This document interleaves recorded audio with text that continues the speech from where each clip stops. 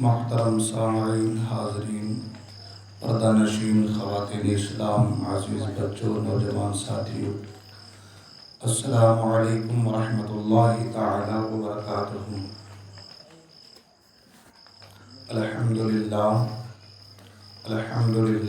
وکفا، سلام علی عبادہ الذین اصطفیٰ، اما بعد، فاعوذ باللہ من الشیطان الرجیم، بفضلک بسم اللہ الرحمن الرحیم، ولا تقولوا لمن يقتل في سبيل الله اموات بل احیاء ولكن لا تشعرون۔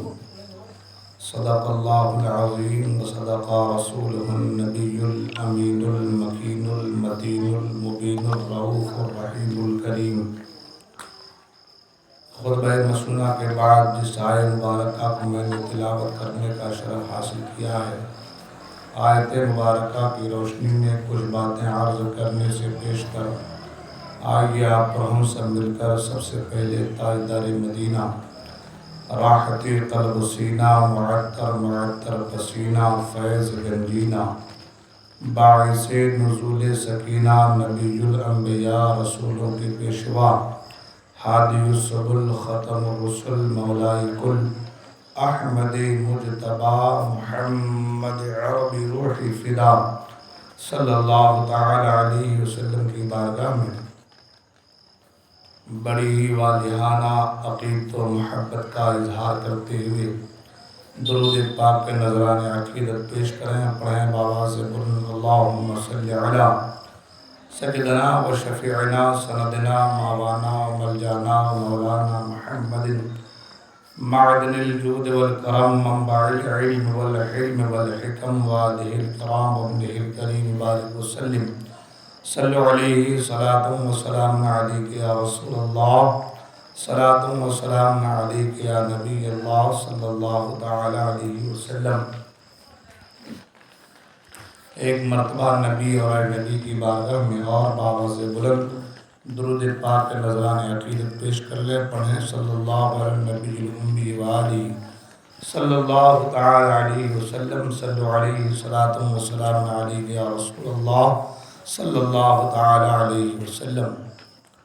حضرات محترم، آئیے حصول برکت کے لیے منقبت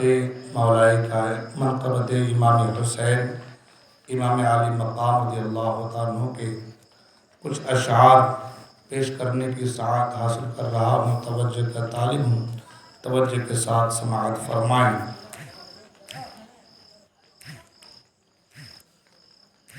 جو لوگ باہر کھڑے ہیں باتوں میں مصروف ہیں، محو ہیں، گزارش ہے کہ جلد از جلد جو ہے پنڈال کے اندر تشریف لائیں۔ سماعت فرمائیں حضرات۔ آیا نہ ہوگا اس طرح رنگ و شباب ریت پر، آیا نہ ہوگا اس طرح رنگ و شباب ریت پر، آیا نہ ہوگا اس طرح رنگ و شباب ریت پر،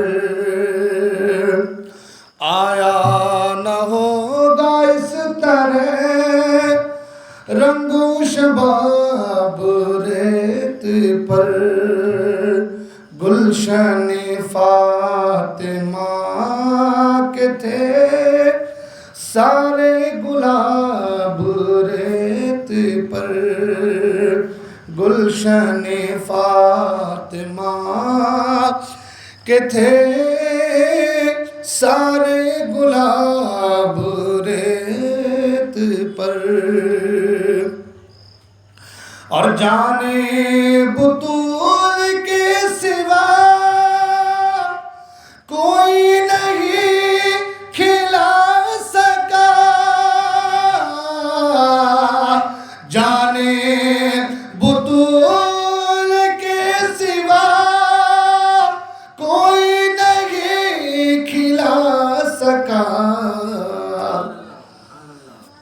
قطرے آب کے بغیر اتنے گلاب ریت پر، قطرے آب کے بغیر اتنے گلاب ریت پر، گلشن فاطمہ کے تھے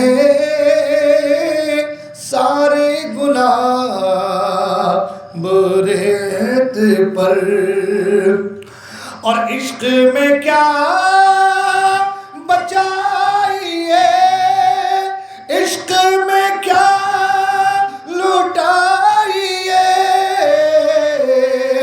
عشق میں کیا بچائیے، عشق میں کیا لٹائیے،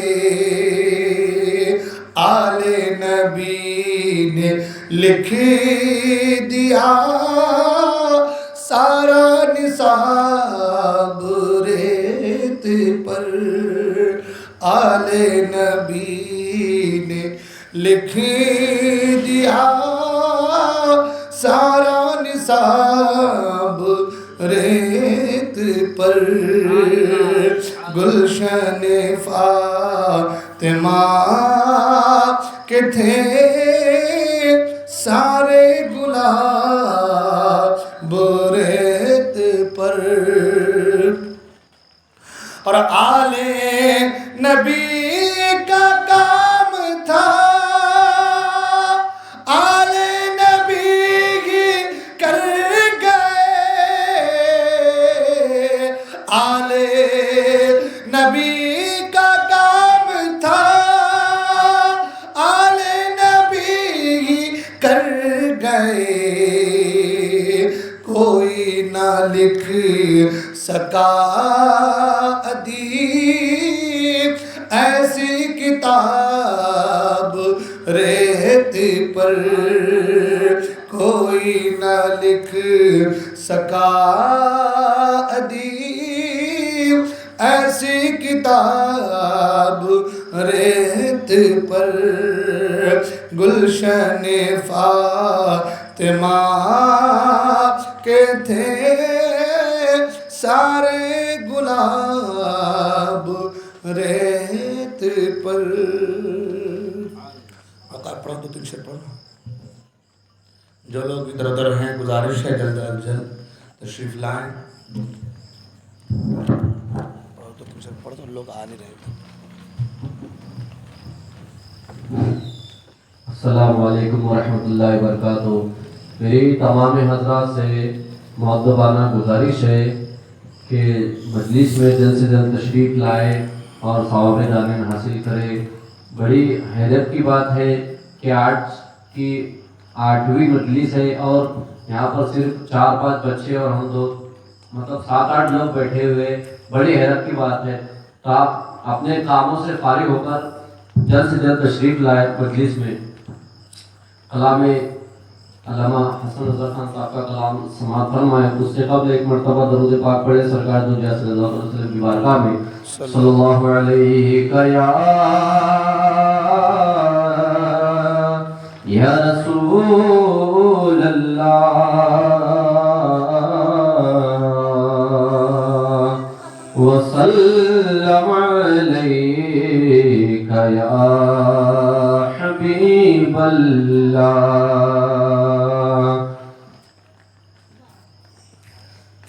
کیا بات رضا اس چمنستان کرم کی، زہرا ہے کلی جس میں حسین اور حسن پھول،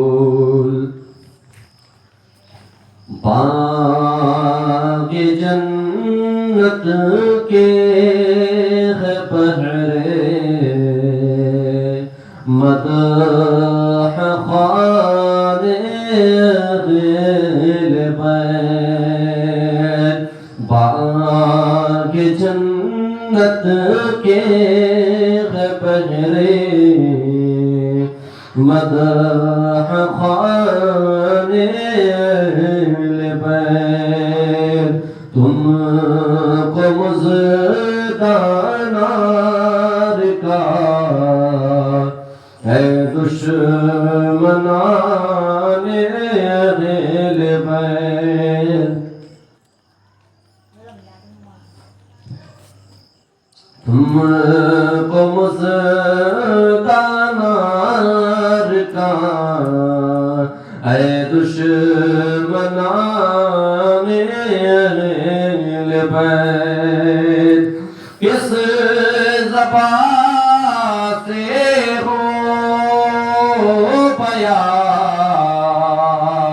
عز و شان اہل بیت مدح گوئے مصطفیٰ ہے مدح خوان اہل بیت تم کو مزدانار کا ہے دشمنان اہل بیت ان کی پاکی کا خدا پاک کرتا ہے بیان ان کی پاکی کا خدا پاک کرتا ہے بیان آئے تطہیر سے ظاہر ہے شان اہل بیت آئے تطہیر سے ظاہر ہے شان اہل بیت ان کے گھر میں اجازت جبرائیل آتے نہیں ان کے گھر میں بے اجازت جبرائیل آتے نہیں قدر والے جانتے ہے قدر شان اہل بیت قدر والے جانتے ہے قدر شان اہل بیت تم کو مزدانار کا ہے دشمنان اہل بیت تم کو مزدانار کا ہے دشمنان اہل بیت کس شقی کی ہے حکومت ہے کیا اندھیر ہے کس شقی کی ہے حکومت ہے کیا اندھیر ہے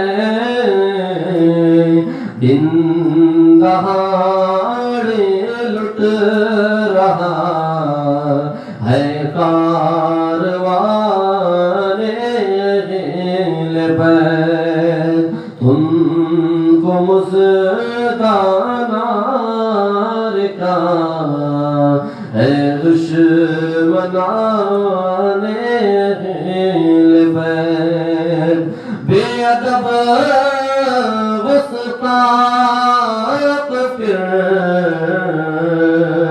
اور کو سنا دے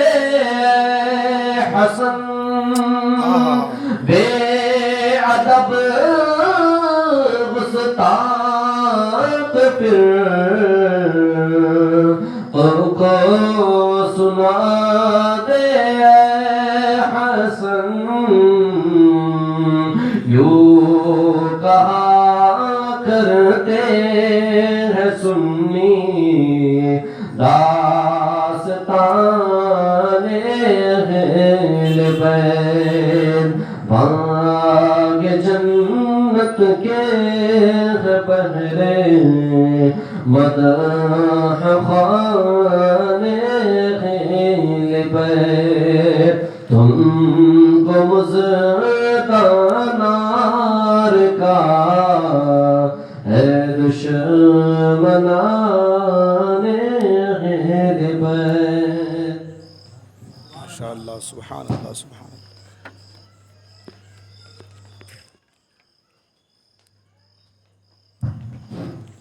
درود پاک پڑھیں. اللہم صلی علی سیدنا مولانا محمد المعدل الجود والکرم وآلہ وبارک وسلم. صلو علیہ صلاۃ و سلام علیک یا رسول اللہ صلی اللہ تعالی علیہ وسلم. حضرات محترم، محرم الحرام شریف کی مجلس کی یہ 8ویں شب ہے. سبھی حضرات جو ادھر ادھر گفتگو میں محو ہیں، بات چیت پہ لگے ہوئے ہیں، اپنی تمام تر ضروریات سے فراغت حاصل کر کے جلد از جلد پنڈال کے اندر تشریف لائیں. آپ کی آمد کا انتظار ہے.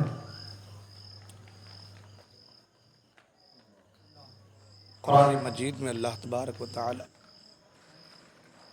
کیا ہو گیا اس کو؟ لائٹ تو ہے. قرآن مجید میں اللہ تبارک و تعالی ارشاد فرماتا ہے وَلَا تَقُولُوا لِمَنْ يُقْتَلُوا فِي سَبِيلِ اللَّهِ أَمْوَاتٌ بَلْ أَحْيَاءٌ وَلَكِنْ لَا تَشْعُرُونَ. فرمایا کہ جو اللہ کے راہ میں مارے جائیں، قتل کیے جائیں، انہیں مردہ نہ کہو، وہ زندہ ہے. تمہیں ان کی زندگی کا شعور نہیں، ان کی زندگیاں تمہاری سمجھ سے باہر ہیں. ان کی زندگیاں تمہارے سمجھ سے باہر ہیں. شہیدوں کی زندگی کو ہم نہیں سمجھ سکتے. اللہ تبارک و تعالیٰ نے شہیدوں کو وہ مقام و مرتبہ عطا فرمایا کہ اللہ کے رسول فرماتے ہیں کہ شہید جب دنیا سے رخصت ہوتا ہے، جسم سے اس کے خون کا جب پہلا قطرہ زمین پر گرتا ہے تو پہلا قطرہ زمین پر گرتے ہی اللہ تبارک و تعالی جنت میں اسے اس کا محل دکھا دیتا ہے. یہ شہید کی فضیلت ہے، یہ شہید کا مقام ہے. حضرات محترم، آج کے شب میں وقت کو ادھر ادھر کی باتوں میں نہ لے جا کر کل کا جو ہمارا موضوع تھا اور جہاں تک بات مکمل ہوئی تھی وہیں سے آج کی بات کا آغاز کرتے ہیں. امام علی مقام امام حسین رضی اللہ تعالیٰ عنہ میدان کرب و بلا میں پہنچتے ہیں، میدان کارزار میں پہنچتے ہیں. میں نے کل کی تقریر میں بتایا تھا کہ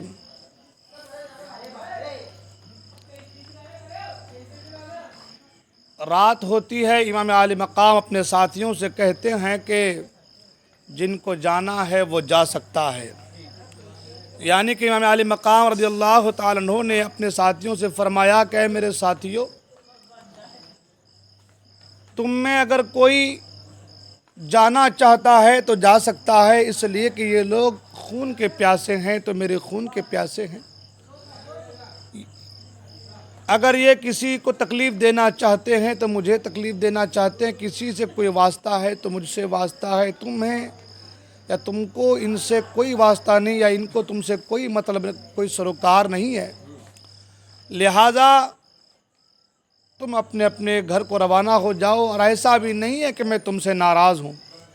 کل قیامت کے میدان میں نانا جان صلی اللہ تعالی علیہ وسلم سے کہہ کر کے میں تم سب کی سفارش کرواؤں گا. اور جیسا کہ آپ نے کل سنا کہ چراغ کی بتی کو آقا کریم صلی اللہ تعالی علیہ وسلم کے پیارے نواسے نے بند کر دیا، بجھا دیا، اور کچھ دیر کے بعد جب چراغ روشن ہوا تو عالم یہ کہ جو جس جگہ بیٹھے تھے وہ اسی جگہ پر بیٹھے، کوئی بھی ایک انچ ادھر سے ادھر نہیں ہوا، بلکہ تاریخ کی کتابوں میں یہ لکھا ہے کہ لوگوں کی سسکیاں بند گئی تھی، لوگ رونے لگے تھے۔ حضرت حبیب بن مظاہر کو دیکھ لیں، بریر بن حذیر کو دیکھ لیں، یا زہیر بن قین یا اولاد عقیل یا اولاد علی کی بات، ان سب نے بیک زبان ہو کر یہی کہا تھا کہ اے نواسۂ رسول، ایسا نہیں ہو سکتا کہ ہم آپ کو چھوڑ کر چلے جائیں، ایسا نہیں ہو سکتا کہ ہم آپ کو چھوڑ کر چلے جائیں، اس لیے کہ کل قیامت کے میدان میں جب اللہ کے رسول صلی اللہ تعالی علیہ وسلم ہم سے پوچھیں گے کہ تم نے میرے نواسے کو خاک و خون میں تڑپنے کے لیے دشمنوں کے نرغے میں چھوڑ کر آ گئے تھے، تو ہم کیا جواب دیں گے؟ قسم اللہ کی ہم لڑیں گے، اپنی جان کا نذرانہ آپ کے قدموں میں ڈالیں گے، اپنی جان کا نذرانہ پیش کریں گے، اور یا تو ہم مریں گے یا تو ماریں گے، لیکن ہم آپ کو چھوڑ کر نہیں جائیں گے۔ تو تاریخ یہ بتاتی ہے، کتابوں میں لکھا ہے کہ امام علی مقام نے فرمایا، اے میرے ساتھیوں، میں جانتا ہوں کہ اس وقت کائنات میں میرے ساتھیوں سے بڑھ کر مجھ سے وفا کرنے والا اور کوئی نہیں ہے، لہٰذا تمہارے لیے ایک خوشخبری ہے، ایک پیغام ہے۔ وہ خوشخبری یہ ہے کہ اپنے سروں کو اوپر اٹھاؤ۔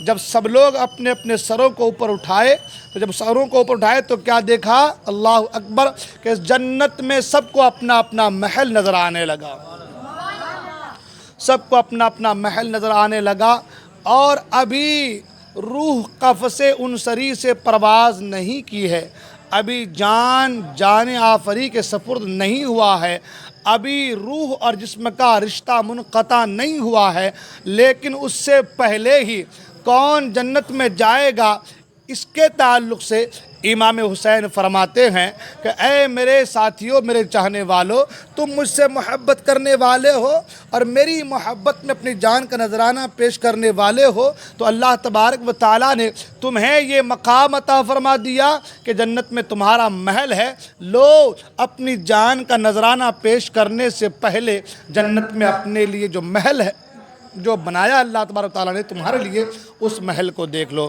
القصہ مختصر یہ کہ سب نے رات بھر دعائیں کی، قرآن کی تلاوت کی، عبادتیں کی، نمازیں پڑھی، تسبیح و تحلیل کیا، رات بھر گریہ وزاری کرتے رہے، لذت شوق سے نمازیں ادا کرتے رہے، اور شوق کے عالم میں سجدے کرتے رہے۔ کبھی قرآن کی تلاوت ہو رہی ہے، اللہ کو یاد کیا جا رہا ہے۔ آج کی رات مہلت ملی ہے، اس رات دل کھول کر اللہ کی بندگی کر لے، اللہ کو یاد کر لے کہ آج کی رات سجدوں سے مزے لوٹنے کی رات ہے، آج کی رات رب کی بندگی کرنے کی رات ہے، دل کھول کر رب کی رضا حاصل کرنے والی رات ہے۔ لہذا امام حسین اور آپ کے تمام ساتھیوں نے رات بھر سجدے کیے، اللہ تبارک و تعالیٰ کی بندگی کی، نمازیں پڑھی۔ جب صبح کی سفیدی نمودار ہوتی ہے، وہ سورج، اللہ اکبر، وہ خونی سورج جب کربلا کی محرم الحرام کی 10 تاریخ کو کربلا کی سرزمین پر طلوع ہوتا ہے، تو اب عالم یہ ہے، اللہ اکبر، اب معاملہ یہ ہے جیسے ہی سورج طلوع ہوتا ہے، جنگ کا نقارہ بجا دیا جاتا ہے۔ جب جنگ کے نقارے بجتے ہیں، اب عالم یہ ہے، ادھر سے بھی کچھ لوگ ہیں، ادھر سے بھی کچھ لوگ ہیں، جنگ کا نقارہ بجا دیا گیا ہے، جنگ کا نقارہ وہ بجا دیا گیا ہے۔ اب عالم یہ ہے، امام علی مقام امام حسین رضی اللہ تعالیٰ عنہ اونٹنی پر سوار ہوتے ہیں، اور سوار ہونے کے بعد دونوں لشکروں کے درمیان آتے ہیں، ادھر سے حسینی لشکر ہے، ادھر سے یزیدی لشکر ہے، اور دونوں لشکروں کے بیچ میں آ کر کے آپ اپنی اونٹنی سے ایک خطاب دیتے ہیں، اللہ اکبر، ایک تقریر کرتے ہیں، جسے ہم اور آپ اتمام حجت کہتے ہیں۔ اتمام حجت آپ نے اس لیے کیا تاکہ کل کو کوئی یہ نہ کہہ دے کہ ہم تو نواز رسول کی شان سے واقف نہیں تھے، ہمیں پتہ نہیں تھا نواز رسول کا مقام کیا ہے، نواز رسول کا مرتبہ کیا ہے۔ اگر ہم جانتے کہ نواز رسول کا یہ مقام ہے، نواز رسول کا یہ مرتبہ ہے، تو خدا کی قسم ہم کبھی بھی نواز رسول سے جنگ نہیں کرتے، ہم کبھی بھی ان کو تکلیف نہیں دیتے۔ امام علی مقام رضی اللہ تعالیٰ عنہ اتمام حجت فرما رہے ہیں۔ اتمام حجت آپ کا تقریر کرنا آپ کی تقریر اتنی دل پذیر تھی اللہ اکبر، اور تاریخ کے صفحات میں آپ کی تقریر کو درج کیا گیا ہے، لکھا گیا ہے کہ آپ نے ایسی تقریر فرمائی ہے اللہ اکبر کہ کوفیوں کے دل دہل گئے تھے، ظالموں کے دل دہل گئے تھے۔ کئی تو ایسے لوگ تھے جو چھوڑ کر کے یزیدی لشکر کو امام حسین کے لشکر میں شامل ہوئے ہیں۔ آپ جانتے ہیں ان میں سے ایک کا نام حضرت حر ہے، سبحان اللہ، حضرت حر رضی اللہ عنہ کا ذکر ملتا ہے، لیکن تاریخ یہ بتاتی ہے کہ حضرت حر کے ساتھ آپ کے بھائی بھی یزیدی لشکر سے پلٹ کر امام حسین کی بارگاہ میں آئے تھے۔ غالباً آپ کا بھتیجا بھی یزیدی لشکر سے پلٹ کر کے امام حسین کے لشکر میں آئے ہیں۔ اسی طریقے سے اور بھی لوگوں کا ذکر ملتا ہے کہ جنہوں نے یزیدی لشکر کو چھوڑ کر امام عالی مقام کے لشکر میں شامل ہوئے۔ وجہ صرف کتنی تھی؟ امام عالی مقام نے جو اتمام حجت فرمایا تھا، جو اپنی تقریر کی تھی، تقریر اتنی دل پذیر تھی اور ایسی تقریر تھی کہ اس انسان کے رونگٹے کھڑے ہو گئے تھے۔ اللہ اکبر، وہ تقریر کیا تھی؟ اگر اس تقریر پر پوری اچھی طریقے سے بحث کی جائے تو آج کی پوری تقریر امام حسین کی تقریر ہی پر مکمل ہو جائیں گی، ایسی دل پذیر تقریر تھی۔ لیکن اس تقریر کے چند گوشے، چند باتیں، چند جھلکیاں میں آپ کے حوالے کرنا چاہتا ہوں۔ امام عالی مقام رضی اللہ تعالیٰ عنہ اونٹنی پر سوار ہو کر کے اتمام حجت فرما رہے ہیں، اور اس انداز میں فرما رہے ہیں، سبحان اللہ، کہتے ہیں لوگو مجھے پہچانو میں کون ہوں، میرے نسب کو جانو میں کون ہوں، اے لوگو میں نبی کا نواسا ہوں۔ خدا کی قسم کائنات میں اس وقت جو ہے نبی کا سب سے قریبی رشتہ دار اگر کوئی ہے تو وہ میں ہوں۔ اے لوگو مجھے پہچانو، میں نواسہ رسول ہوں، میں علی ابن ابی طالب کا بیٹا ہوں، میرے چچا کا نام جعفر طیار ہے۔ کیا تمہیں پتہ نہیں سید الشہداء حضرت امیر حمزہ رضی اللہ تعالیٰ وہ کون ہے؟ وہ میرے ہی خاندان کے لوگ ہیں، میں انہی کے خاندان کا ایک فرد عظیم ہوں۔ کیا تمہیں پتہ نہیں کہ میرا رشتہ نبی سے کیا ہے؟ میرے نانا جان کا نام محمد عربی صلی اللہ تعالی وسلم ہے، جن کا کلمہ تم لوگ پڑھتے ہو۔ اے لوگوں مجھے پہچانو میں کون ہوں، میں علی کا بیٹا ہوں، میں فاطمہ کا لخت جگر ہوں، وہ فاطمہ زہرا واللہ اکبر جس کو اللہ کے رسول صلی اللہ تعالی علیہ وسلم نے سیدۃ النساء فی العالمین یعنی تمام جہانوں کے عورتوں کا سردار کہا ہے، وہ میری ماں فاطمہ زہرا ہے۔ کیا تمہیں پتہ نہیں کہ علی مرتضیٰ میرے باپ ہے، جن کو اللہ کے رسول نے فرمایا انا مدینۃ العلم وعلی بابھا، میں علم کا شہر ہوں، علی اس کے دروازے ہیں۔ اے لوگوں سمجھو، مجھے جانو میں کون ہوں۔ ایک بات بتاؤ مجھے، کیا تم کو نہیں پتا کہ میرے اور میرے بھائی جان کے تعلق سے ہی میرے نانا جان نے کہا تھا یہ حسن و حسین دونوں جنتی جوانوں کے سردار ہیں؟ کیا تمہیں میرے نسب کے بارے میں تمہیں خبر نہیں ہے؟ کیا تمہیں میرے تعلق سے پتہ نہیں ہے؟ اے لوگوں میرے نسب کو جانو، اے لوگوں مجھے جانو میں کون ہوں۔ اللہ اکبر، اللہ کے رسول صلی اللہ تعالی علیہ وسلم کے پیارے نواسے اتمام حجت فرما رہے ہیں۔ اتمام حجت فرمانے کا انداز اتنا دل پذیر ہے کہ کیا کہنے۔ اللہ اکبر،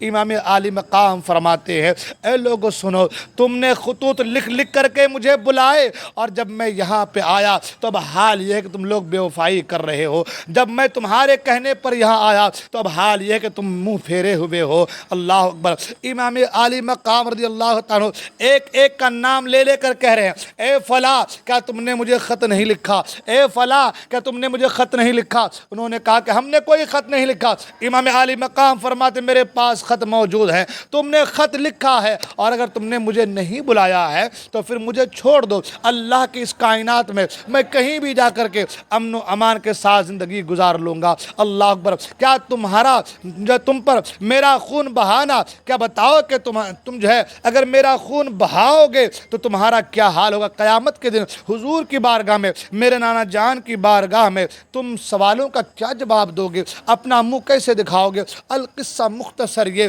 کہ امام عالی مقام رضی اللہ تعالیٰ عنہ نے اس طریقے سے نصیحتیں کی ہے اور اس انداز سے اتمام حجت فرمایا ہے۔ اللہ اکبر، اس انداز سے امام نے فرمایا ہے کہ تاریخ یہ بتاتی ہے بہت سے کوفیوں کے دل دھڑکنے لگے، بہت سے لوگ رونے لگے، آہوزاری کرنے لگے۔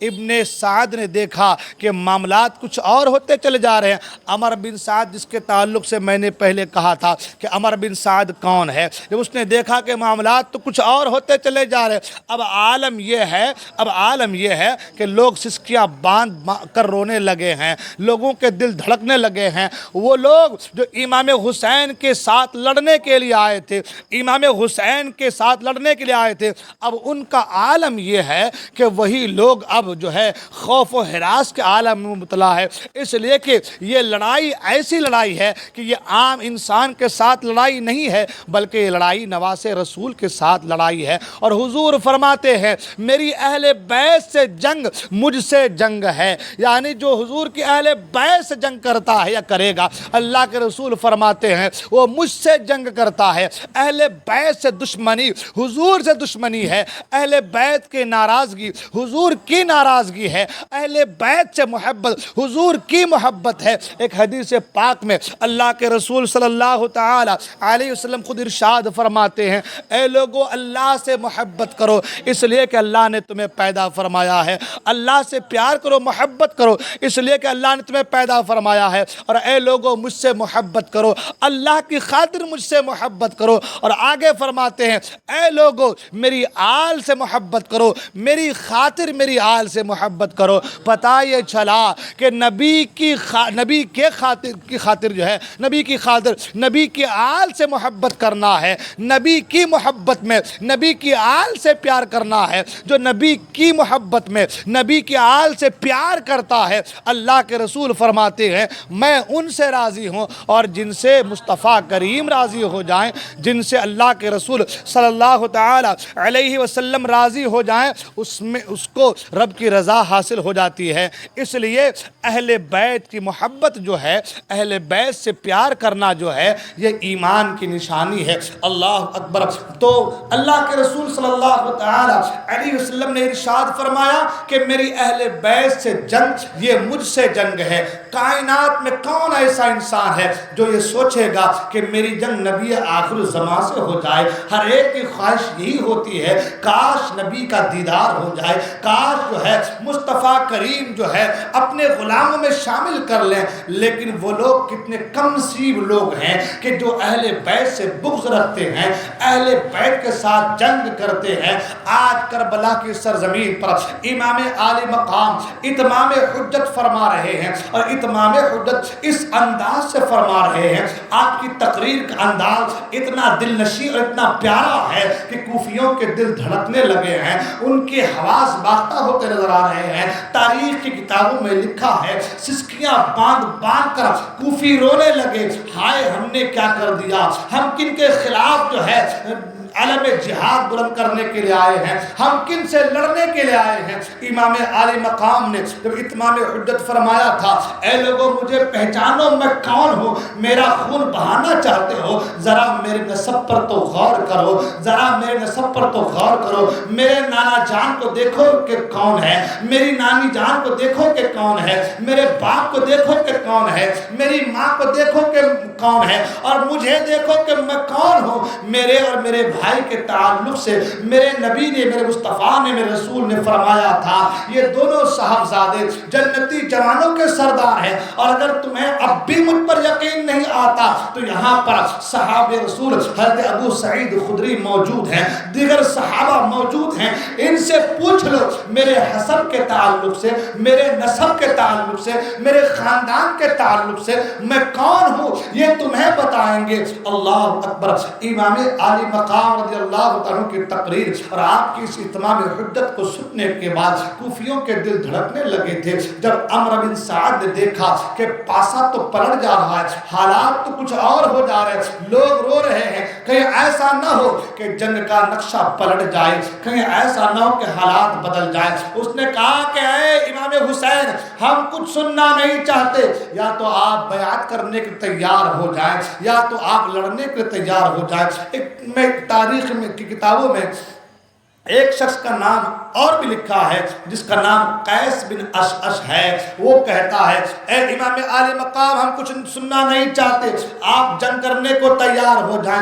امام عالی مقام فرماتے ہیں ہاں ہاں تم قیس بن اشعث ہی تو ہو, محمد بن اشعث کے بھائی تو ہو, تم یہ بات کیوں نہیں کہو گے؟ تمہارے بھائی کے اوپر میرے بھائی امام مسلم کے خون کا بدلہ ابھی باقی ہے, لیکن پھر بھی میں تمہیں معاف کرتا ہوں اور تمہیں یہ کہتا ہوں اے لوگوں میرے خون بہانے سے باز آ جاؤ. کل قیامت کے میدان میں مصطفیٰ کریم کی بارگاہ میں حاضری ہوگی, پیشی ہوگی, کون سا چہرہ لے کر کے جاؤ گے؟ جب میرے نانا جان کہیں گے کربلا کے تپت صحرا میں میرے نواسے کو بھوکا پیاسا رکھ کر تڑپا کر شہید کیا تھا, اس وقت کیا جواب بن پڑے گا؟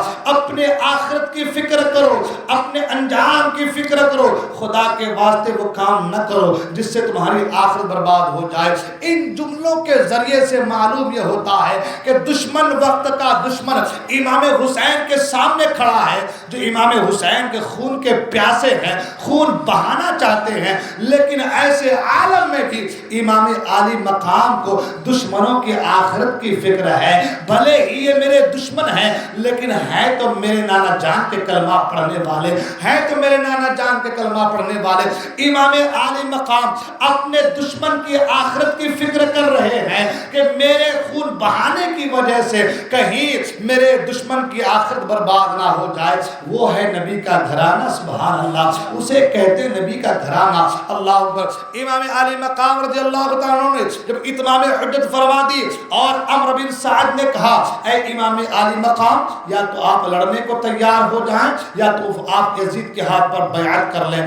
امام عالی مقام فرماتے ہیں میرا یہ ہاتھ کسی ظالم و جابر کے ہاتھ پر نہیں جا سکتا. تم کو بھی پتا ہے کہ میں سر دے سکتا ہوں لیکن سر جھکا نہیں سکتا, میں ہاتھ دے نہیں سکتا, اس لیے کہ دین کی آپ بیاری اور دین کی خاطر اپنا سب کچھ قربان کرنا یہ ہمارے گھرانے کا خاصہ رہا ہے, یہ ہمارے گھرانے کا طریقہ رہا ہے. تاریخ پڑھ کر دیکھو, تاریخ کے اوراق کو پلٹ کر دیکھو تو تمہیں معلوم چلے گا کس طریقے سے شعب ابی طالب میں ہمارے گھرانے والے مبتلا تھے. تاریخ پڑھو گے تو معلوم چلے گا کس طریقے سے ہمارا سوشل بائیکاٹ ہوا تھا. تاریخ پڑھو گے تو پتہ چلے گا کس طریقے سے ہمیں ستایا گیا ہے. اس اسلام کی آپ بیاری کے لیے نانا جان کو طرح طرح کی اذیتیں دی گئی ہے. اس اسلام کی آپ بیاری کے لیے میرے باپ نے قربانیاں پیش کی ہے, میری ماں نے قربانیاں پیش کی ہے, میرے چچا نے قربانی پیش کی ہے,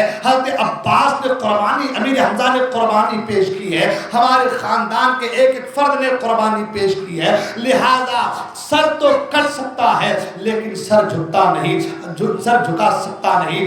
امام عالی مقام رضی اللہ تعالیٰ اتمام حجت فرماتے ہیں اور اتمام حجت فرمانے کے بعد جب دیکھا کہ اب لوگ جو ہے ماننے کو تیار نہیں ہے, لوگ یہ کہتے ہیں کہ یا تو پھر آپ جو ہے لڑنے کو تیار ہو جائے, تو آپ اپنی اونٹنی پر سوار ہوتے ہیں, خیمے کی طرف واپس آ جاتے ہیں. اتمام حجت کرنا ایسا تھا, اس لیے ضروری تھا. بہت سے لوگ یہ کہتے ہیں, سوال کرتے ہیں امام عالی مقام کو کیا ضرورت تھی کربلا میں جا کر کے تقریر کرنے کی. امام عالی مقام شاید ڈر گئے تھے. امام عالی مقام اگر ڈرے نہ ہوتے تو کیوں جاتے, کیوں جا کر ان سے کہتے کہ مجھے پہچانو میں کون ہوں. میں نے کہا نادان تمہیں پتہ نہیں, جو ہے صبر کے چٹان کو حسین کہتے ہیں, تمہیں پتہ نہیں. حسین وہ عظیم بادشاہ ہے جسے دنیا بے تاج بادشاہ کے نام سے آتی ہے. حسین اعظم وہ عظیم المرتبہ, وہ شیر ببر ہے کہ تاریخ یہ بتاتی ہے امام عالی مقام جب کربلا کے سرزمین پر جو ہے اترے ہیں نا, تو وقت کے بڑے بڑے بہادر و سرما جن کی شہرت اور جن کے ڈنکے جو ہے وہ ملک شام تک تھے, وہ سارے کے سارے امام حسین رکھے گئے تھے. آپ نے ایک ایک کو نیزے سے اٹھا کر پٹکا مارا ہے کہ جن کی ہڈیاں ٹوٹ گئی ہے. وہ امام عالی مقام بھلا کسی سے کیوں ڈریں گے, تمہیں پتہ نہیں. تاریخ پڑھو, یہ کن کی اولاد ہیں, یہ ان کی اولاد ہیں جنہیں فاتح خیبر کا لقب دیا گیا ہے, جنہیں حیدر کرار کہا گیا ہے, جنہیں شیر خدا کہا گیا ہے. یہ وہ ہیں جن کے تعلق سے فرمایا گیا ہے کہ لا فتح الا علی, لا سیف الا ذوالفقار, کہ علی کی طرح کوئی جوان نہیں ہے اور ذوالفقار کی طرح کوئی تلوار نہیں ہے، یہ ان کی اولاد ہے، یہ ان کے کچھار کے شیر ہیں، یہ بھلا کیوں ڈریں گے؟ سوال یہ ہوتا ہے پھر امام عالی مقام گئے کیوں تھے؟ تو اس سوال کا جواب یہ ہے، کل قیامت کے میدان میں کوئی یہ نہ کہے کہ ہمیں خبر نہیں، ہمیں پتہ نہیں تھا کہ امام عالی مقام کا مرتبہ کیا ہے، فضیلت کیا ہے، آپ کا رتبہ کیا ہے۔ اگر ہمیں پتہ ہوتا تو ہم نہیں لڑتے، ہم جنگ نہیں کرتے۔ امام عالی مقام نے اپنا مقام مرتبہ بتا دیا، اپنا حسب و نسب بتا دیا، اپنے خاندان کا شجرہ بتا دیا، اپنے تعلق سے بتا دیا۔ اب کل قیامت کے میدان میں نہ شمر ذی الجوشن کہہ سکتا ہے، نہ عمر بن سعد کہہ سکتا ہے، نہ ابن زیاد کہہ سکتا ہے، کوئی یہ نہیں کہہ سکتا کہ ہمیں خبر نہیں، ہمیں پتہ نہیں تھا امام عالی مقام کا مرتبہ کیا ہے۔ اتمام حجت فرما کر واپس آتے ہیں، جنگ کا نقارہ بجا ہوا ہے۔ تاریخ یہ بتاتی ہے کہ ادھر سے دو شخص جو ہے جنگ کے نکلتا ہے، لیکن ساتھ ہی ساتھ یہاں پر ایک روایت یہ بھی آتی ہے، عمر بن سعد نے تیر کا نشانہ باندھ کر کے اور سب سے پہلا تیر حسینی لشکر کی طرف چلایا تھا اور لوگوں سے کہا تھا، اے لشکریوں گواہ ہو جاؤ، حسینی خیمے کی طرف سب سے پہلا تیر میں چلا رہا ہوں، اللہ اکبر۔ جب اس نے یہ جملہ کہا تھا تو ان کے لشکروں میں ایک جوش و خروش اور بڑھ گیا تھا، سب اور جوش و خروش میں آ گئے۔ تاریخ یہ بتاتی ہے یہاں پر ایک نوجوان تھا، اللہ جن کا نام حضرت عبداللہ ابن عمیر غالباً ان کا نام تھا۔ ابھی نئی اس کی شادی ہوئی تھی اور وہ کربلا کے مضافات میں رہنے والا تھا۔ اس کی ایک خواہش تھی کہ وہ مشرکین سے جنگ کرے۔ اس نے اس سے پہلے کبھی جنگ نہیں کیا تھا، اس سے پہلے کبھی کسی جنگ میں شامل نہیں ہوا تھا، جنگ نہیں کیا تھا۔ اس کی خواہش تھی کہ میری جو جنگ ہو وہ مشرکین سے ہو۔ اسے پتہ چلا کہ کربلا میں امام عالی مقام آئے ہوئے ہیں اور امام عالی مقام کا سامنا یزیدی لشکر سے ہے۔ یزیدی لشکر سے امام عالی مقام کا سامنا ہے، تو وہ آ کر کے امام عالی مقام کی بارگاہ مل گیا۔ ان کی بیوی کا نام ام وہب تھا، عبداللہ بن عمیر اس کا نام، اس کی بیوی کا نام ام وہب۔ حضور امام عالی مقام کی بارگاہ میں حاضر ہوئے، کہا، اے ابن رسول اللہ، مجھے اجازت دیجئے کہ میں جنگ کے میدان میں جاؤں۔ وہ نوجوان بھی کیسے نوجوان تھے کہ دشمنوں سے لڑنا اور جان دینا اپنی سعادت سمجھتے تھے۔ دشمنوں سے لڑنا اور اسلام کی خاطر جان کو قربان کر دینا اپنی سعادت مند سمجھتے تھے۔ اس نے کہا، ابن رسول اللہ مجھے اجازت دے، ابھی شادی کو چند دن ہوئے ہیں۔ امام عالی مقام نے سر سے پاؤں تک دیکھا، دیکھنے کے بعد اجازت دے دی، جاؤ۔ امام عالی مقام کو سلام کیا اور سلام کر کے میدان کارزار میں پہنچے۔ جب میدان کارزار میں پہنچتے ہیں نا تو سالم اور یسار دو شخص ادھر سے لڑنے کے لیے آئے تھے۔ انہوں نے پوچھا کہ تم کون ہو؟ آپ نے اپنا شجرہ نسب بتایا تو انہوں نے کہا کہ ہم تم سے لڑنا نہیں چاہتے، تم ہمارے مقابل کے نہیں ہو، حبیب بن مظاہر کو بھیجو یا بریر بن حدیر کو بھیجو، ہم تم سے لڑنا نہیں چاہتے۔ انہوں نے کہا، فائشہ کے بیٹے، مجھ سے لڑنے کو تو اپنی توہین سمجھتا ہے، آج تجھے بتاتا ہوں کہ موت کیا ہوتی ہے۔ اور جب آپ نے تلوار اٹھائی تو ایک اس انداز میں تلوار آپ نے مارا کہ ایک کا سر قلم کر دیا، دوسرے نے آپ پر حملہ کیا تو آپ نے اس کے حملے کو روکا، آپ کے ہاتھ کی انگلیاں کٹ گئی، اور اٹھا کر تلوار اس انداز سے مارا کہ اس کے بھی سر کو دو ٹکڑا جو ہے دھر سے الگ کر دیا۔ ان کی بیوی ام وہب خیمے سے دیکھ رہی تھی کہ میرا شوہر لڑ رہا ہے، تو خیمے کے چوب کو لکڑی کو اٹھائی اور اٹھانے کے بعد میدان کارزار میں آگے لڑنے کے لیے دوڑتی میدان کارزار میں آگے لڑنے کے لیے، اور کہہ رہی، میرے شوہر لڑتے رہو، میں تمہارے ساتھ ہوں۔ آواز ذرا کم کرو اس کو۔ میرے شوہر لڑتے رہو کہ میں تمہارے ساتھ ہوں. حضرت عبداللہ بن عمیر کہتے ہیں تم واپس چلی جاؤ، اپنی بیوی کو جو ہے میدان کارزہ واپس کرنا چاہتے ہیں، مگر عالم یہ ہے کہ وہ جانا نہیں چاہتی ہے، لڑنا چاہتی ہے. ادھر حضرت عبداللہ بن عمیر کی انگلی کٹ گئی ہے، خون رس رہا ہے، خون بہہ رہا ہے، اور ادھر جو ہے بس ٹھیک اچھا ہے، اور ادھر جو ہے بیوی کو جو ہے میدان کارزہ سے پلٹانا چاہتے ہیں، مگر وہ پلٹنے کا نام نہیں لے رہی ہے. وہ کہہ رہی کہ میرے شوہر میں بھی آپ کے ساتھ قربان ہونا چاہتی ہوں. اللہ اکبر.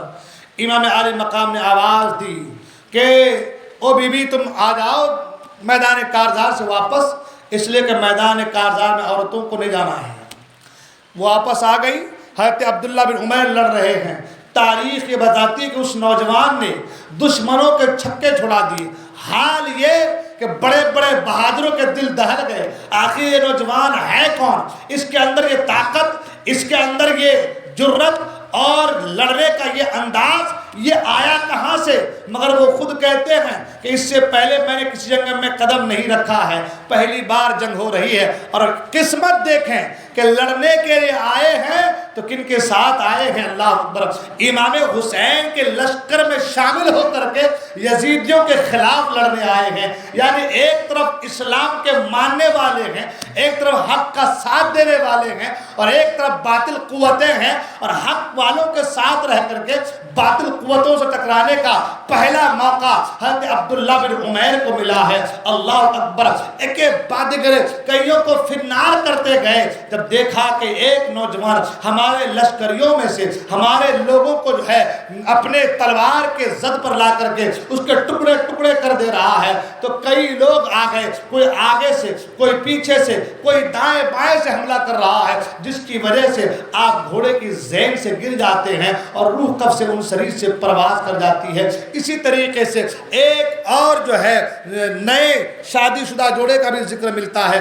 غالباً میں نے پڑھا کہ 3 لوگ ایسے تھے جن کی ابھی ابھی حال ہی میں شادی ہوئی تھی، لیکن اپنا سب کچھ قربان کر کے، اللہ اکبر، اپنا سب کچھ قربان کر کے جو ہے چھوڑ کر کے راہ خدا میں لڑنے کے لیے، جان کا نذرانہ دینے کے لیے، اسلام کی آپ بیاری کے لیے میدان کارزار میں آتے ہیں. نئی نئی شادی ہوئی ہے، لیکن نئی نئی شادی کے حالات کیسے رہتے ہیں آپ بخوبی جانتے ہیں. ایک طرف نئی نویلی دلہن ہے، ایک طرف گھر میں ماں ہے، پھر گھر کے حالات ہیں. ہر ایک جو ہے اپنے اپنی زندگی سے جو وابستہ ہوئے لوگ ہوتے ہیں، لیکن ایسی عالم میں اپنا سب کچھ قربان کر کے راہ خدا میں آ جانا یہ بہت بڑی بات ہوتی ہے. ایک صحابی کا ایسا بھی تذکرہ ملتا ہے کہ وہ گئے تھے اپنی شادی کا سامان خریدنے کے لیے، اپنی شادی کا سامان خریدنے کے لیے کہ چلو میری شادی ہے، شادی کا سامان خرید لیتے ہیں، شادی کا سامان خرید کر کے لائیں گے. لیکن جیسے ہی بازار پہنچے آواز آئی کہ اسلام اور کفر کے درمیان جنگ ہے، اسے اس میں چلنا ہے، تو انہوں نے اپنا شادی کا سامان نہیں خریدا، جنگ کا سامان خریدا.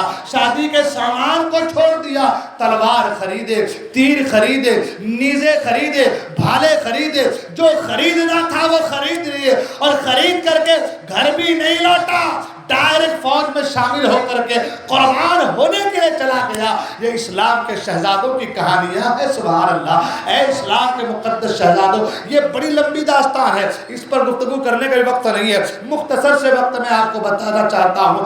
یہ باتیں بتانے کا مقصد یہ ہے اپنی زندگی کے مقصد کو سمجھو. تم دنیا میں آئے ہو رب کی بندگی کے لیے، تم دنیا میں آئے ہو جب بھی تمہیں اسلام میں اسلام کی خاطر جو ہے اپنا تن من دھن نچھاور کرنے کی ضرورت پڑے، اس وقت یہ نہ دیکھنا میری زندگی کس موڑ پہ کھڑی ہے، اس وقت یہ نہ دیکھنا میرے پیچھے کون ہے، میرا باپ ہے، میری ماں ہے، رشتہ دار ہے، میرے بعد ان کا کیا ہوگا. اللہ کی ذات پر بھروسہ کرنا اور دین اسلام کے لیے اپنے آبرو کو لٹا دینا. جو دین اسلام کے لیے اپنے آپ کو لٹا دیتا ہے اللہ تعالیٰ اسے کامیاب و کامران فرما دیتا ہے. اس صحابی نے جو کہ گئے تھے اپنے شادی کا سامان خریدنے کے لیے، جب اعلان سنا کہ جنگ ہونے والا ہے تو شادی کا سامان نہ خرید کر کے جنگ کا سامان خرید لیا. اللہ تبارک و تعالیٰ نے وہ مقام و مرتبہ عطا فرما دیا کہ कुरान कहता है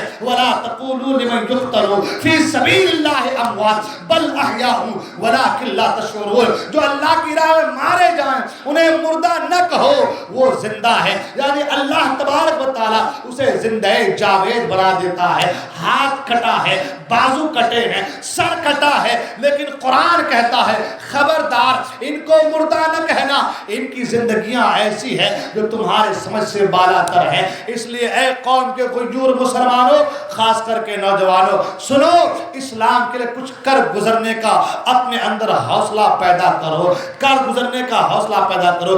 कम से कम इतनी बात तो जहन में जरूर होनी चाहिए कि हमारे लिए जब भी इस्लाम की आबयारी की बात आएगी तो उस वक्त हमारे लिए सबसे बड़ा मसला ये होना चाहिए कि हम न इसे देखेंगे, न उसे देखेंगे, न अपने रिश्तेदार, न खानदान को देखेंगे। हमारे निगाहों के सामने अगर कोई चीज होगी वो अल्लाह की मोहब्बत होगी, रसूलुल्लाह की मोहब्बत होगी, दीन से मोहब्बत होगी, ईमानी जज्बा होगा। अगर ये चीज हमारे सीनों में आ गई तो इंशाअल्लाह हम कामयाब व कामरान होते नजर आएंगे। अब आलम ये एक के बाद दिगरे लोग आ रहे हैं, जान का नजराना पेश करके जा रहे हैं। इमाम हुसैन ने इत्माम हुज्जत फरमाई, हजरत हुर हैं, कांप रहे हैं, बदन में लर्जा तारी है, पूरा वजूद कांप रहा है। किसी ने पूछा, ऐ हुर क्या बात है? खुदा की कसम, कूफा की सरजमीन पर जब कोई मुझसे पूछता था कि सबसे बड़ा बहादुर निडर कौन है, तो ऐ हुर मैं तुम्हारा नाम लेता था।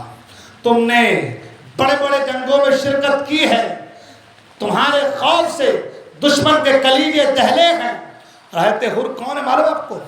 हजरत हुर 1000 सिपाहियों के बराबर आपको माना जाता था। 1000 सिपाहियों के बराबर हजरत हुर को माना जाता था। वो हजरत हुर है, लेकिन आज कांप रहे हैं, जिस्म में लर्जा तारी है, पूरा वजूद कांप रहा है। पूछा, हुर कांपने की वजह क्या है, क्यों कांप रहे हो? तो कहा, करूं क्या? एक तरफ जन्नत है, एक तरफ जहन्नम है, एक तरफ नवासे रसूल है और एक तरफ नवासे रसूल का दुश्मन है। मैं बीच में जन्नत और जहन्नम के बीच में खड़ा हूँ, सोच रहा हूँ क्या करना चाहिए। अगर इधर जाता हूँ जन्नत मेरा मुकद्दर बन जाएगी, इधर जाता हूँ जहन्नम ठिकाना बन जाएगा, क्या करना चाहिए। इसी सोच ने, इसी शशोपंज ने मुझे हैरत में डाल रखा है। जिस्म पूरा लर्जा है, बदन कांप रहा है, लेकिन खुदा की कसम मैं दुनियावी मालो मता के लिए कभी भी जन्नत को नहीं छोड़ सकता।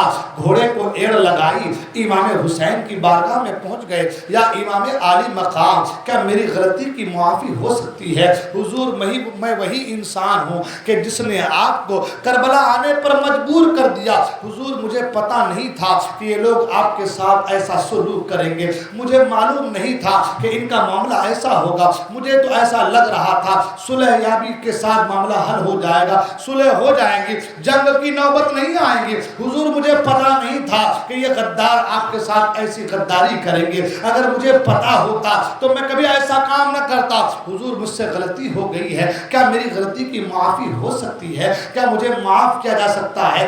इमाम आली मकाम का जुमला सुनो।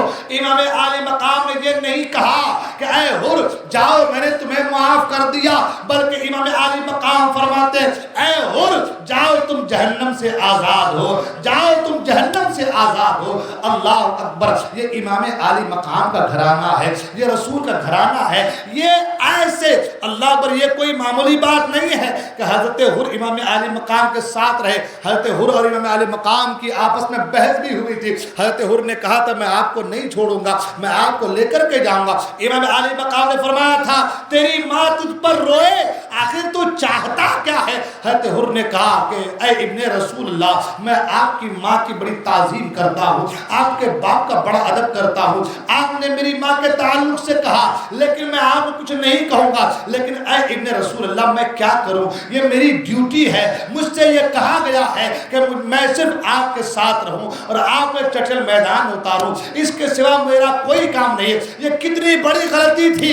इमाम आली मकाम चले जाते, जंग की کی نوبت نہیں آتی، لیکن حضرت حر کی وجہ سے امام عالی مقام کو کربلا کی سرزمین پر اترنا پڑا۔ اب عالم یہ ہے 3 دن ہو گئے ہیں، پانی بند ہو چکا ہے، حضرت حر اتنی بڑی غلطی کر بیٹھے ہیں، لیکن وہ گھرانہ مصطفیٰ کریم کا گھرانہ ہے۔ یہ نہیں کہا کہ تیری غلطی کی کوئی معافی نہیں ہے، تیری وجہ سے ہم 3 دن سے پیاسے ہیں، تیری وجہ سے میرے بچے بلک رہے، یہ نہیں کہا، بلکہ کہا تو یہ کہا جو کہنا، جو بات حضرت یوسف علیہ السلام نے اپنے بھائیوں کے کہا تھا قرآن مجید میں، جس کا تذکرہ سورہ یوسف میں ہے، لا تثریب علیکم اليوم، آج تم سے کوئی پوچھ تاچھ نہیں ہوگی، جاؤ تمہیں معاف کر دیا گیا ہے۔ کربلا کی سرزمین پر امام عالی مقام حضرت حر سے کہتے ہیں، اے حر سنو، تم نے ہمارے ساتھ جو کیا ہے وہ اپنی جگہ ہے، لیکن ہم نبی کی آل ہے، ہم کسی کے ساتھ نازیبہ سلوک نہیں کرتے، جاؤ اے حر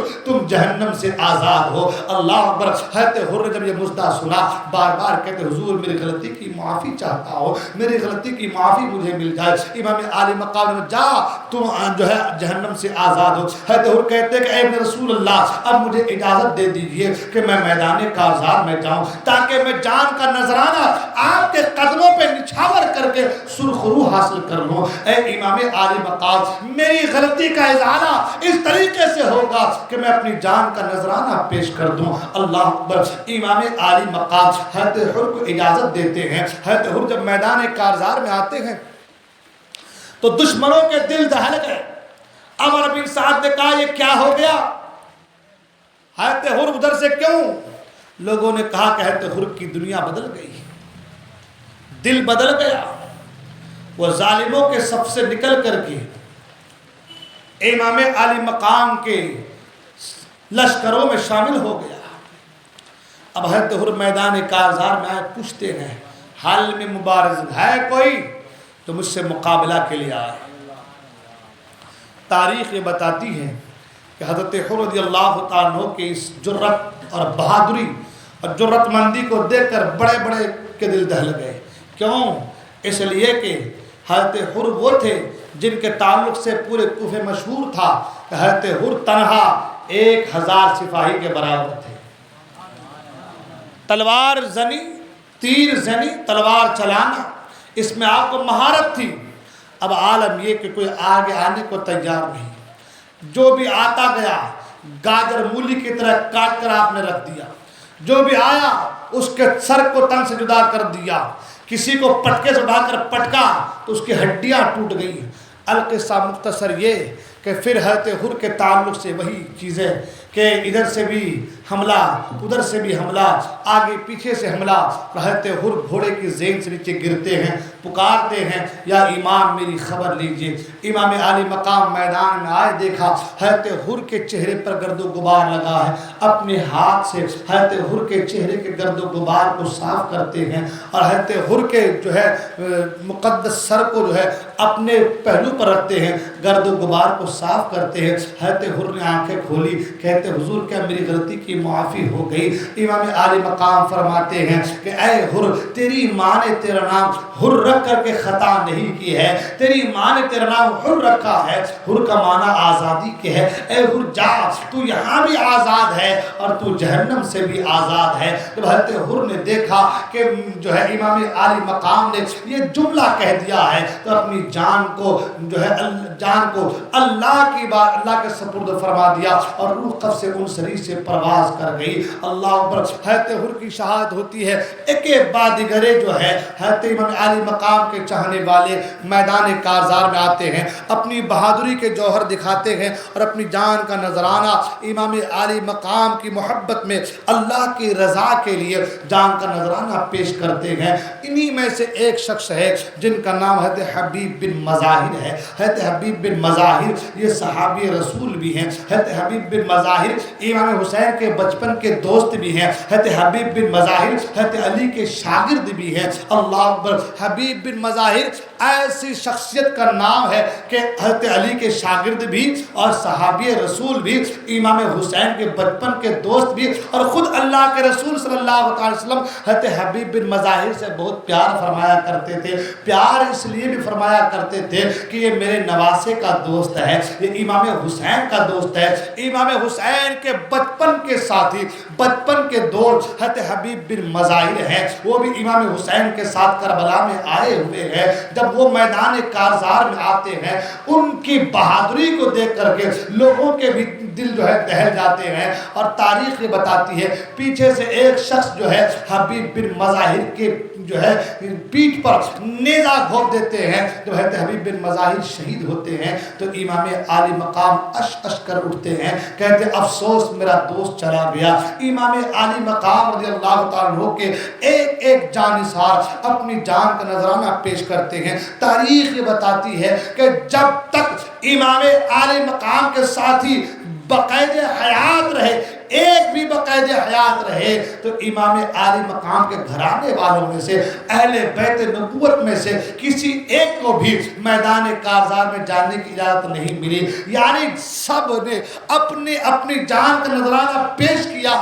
اب جب کوئی ساتھی باقی نہ رہا تو اب باری آتی ہے اہل بیت نبوت کے مہکتے گلاب کی، اب باری آتی ہے رسول کے گھرانے والوں کی، اب باری آتی ہے علی کے شیروں کی، اب باری آتی ہے اللہ کے رسول صلی اللہ تعالیٰ علیہ وسلم کے گھرانے والوں کی، ہاشمی شیروں کی باری آتی ہے۔ پہلے اولاد عقیل ہے، اولاد علی ہے، اولاد حسن ہے، ایک ایک بات کرے تو اپنی اپنی جان کا نذرانہ پیش کرتے ہیں۔ اللہ کو حضرت عبداللہ بن مسلم، حضرت عبداللہ بن مسلم جو کہ حضرت امام مسلم کے صاحبزادے ہیں، وہ آتے حضور کی بارگاہ، وہ آتے ہیں امام عالی مقام کی بارگاہ میں، یا ابن رسول اللہ، اے اللہ کے رسول صلی اللہ علیہ وسلم کے پیارے نواسے، آپ مجھے اجازت دے کہ میں میدان کارزار میں جاؤں۔ امام عالی مقام فرماتے بیٹا ابھی کچھ دن ہوئے تیرے ابا شہید ہو چکے ہیں، امام مسلم کی شہادت کو ابھی کچھ دن ہی ہوئے ہیں، تمہیں دیکھ لیتا ہوں، دل کو تسکین مل جاتی ہے، جب بھی اپنے بھائی کی یاد آتی ہے تمہیں دیکھ لیتا ہوں، اے میرے بیٹے تم نہ جاؤ۔ مگر اللہ اکبر، امام مسلم کے بیٹے کہتے چچا جان مجھے کربلا میں جانے کی اجازت ضرور دیجیے۔ امام عالی مقام نے اجازت دی، حضرت عبداللہ بن مسلم گئے ہیں، اپنے بہادری کے جوہر دکھائے ہیں، اور جان کو جو ہے اللہ کے سپرد کر کے جو ہے شہادت کے جان کو نوش فرمایا ہے۔ اولاد مسلم کے بعد اولاد عقیل کی باری آتی ہے، اولاد عقیل کے بعد جو ہے اولاد علی کی باری آتی ہے۔ محمد بن علی ہے، ابو بکر بن علی ہے، عثمان بن علی ہے، اور عمر بن علی ہے۔ ایک ایک بات کرے امام علی مقام کے دیگر بھائی جو ہے حضرت علی کی اولادیں ہیں دوسری بیویوں سے، وہ سب کے سب جو حضرت امام حسین سے بہت زیادہ پیار کرتے تھے، اپنی اپنی جان کا نذرانہ پیش کرتے ہیں۔ جب ایک ایک بادگرے سب اپنی اپنی جان کا نذرانہ پیش کر چکے تو اب باری آتی ہے ایک ایسے بہادر کی، ایک ایسے شیر کی، اللہ پر جسے دنیا حضرت عبداللہ بن حسن کے نام سے جانتی ہے۔ آپ نے سنا ہوگا ان کا نام ہے حضرت عبداللہ بن حسن۔ ایک اور نام ہے جن کا نام ہے حضرت قاسم بن حسن۔ حضرت قاسم کی زندگی کو آپ نے سنا ہے، لیکن حضرت عبداللہ بن حسن کی زندگی کو سنو۔ اس سے پہلے میں نے حضرت عبداللہ بن حسن کی زندگی کو بیان کیا ہے، لیکن آؤ حضرت عبداللہ بن حسن کی زندگی کا مطالعہ کرتے ہیں، اس لیے کہ ان کا تذکرہ بڑا کم ہوتا ہے۔ حضرت عبداللہ بن حسن کون ہے؟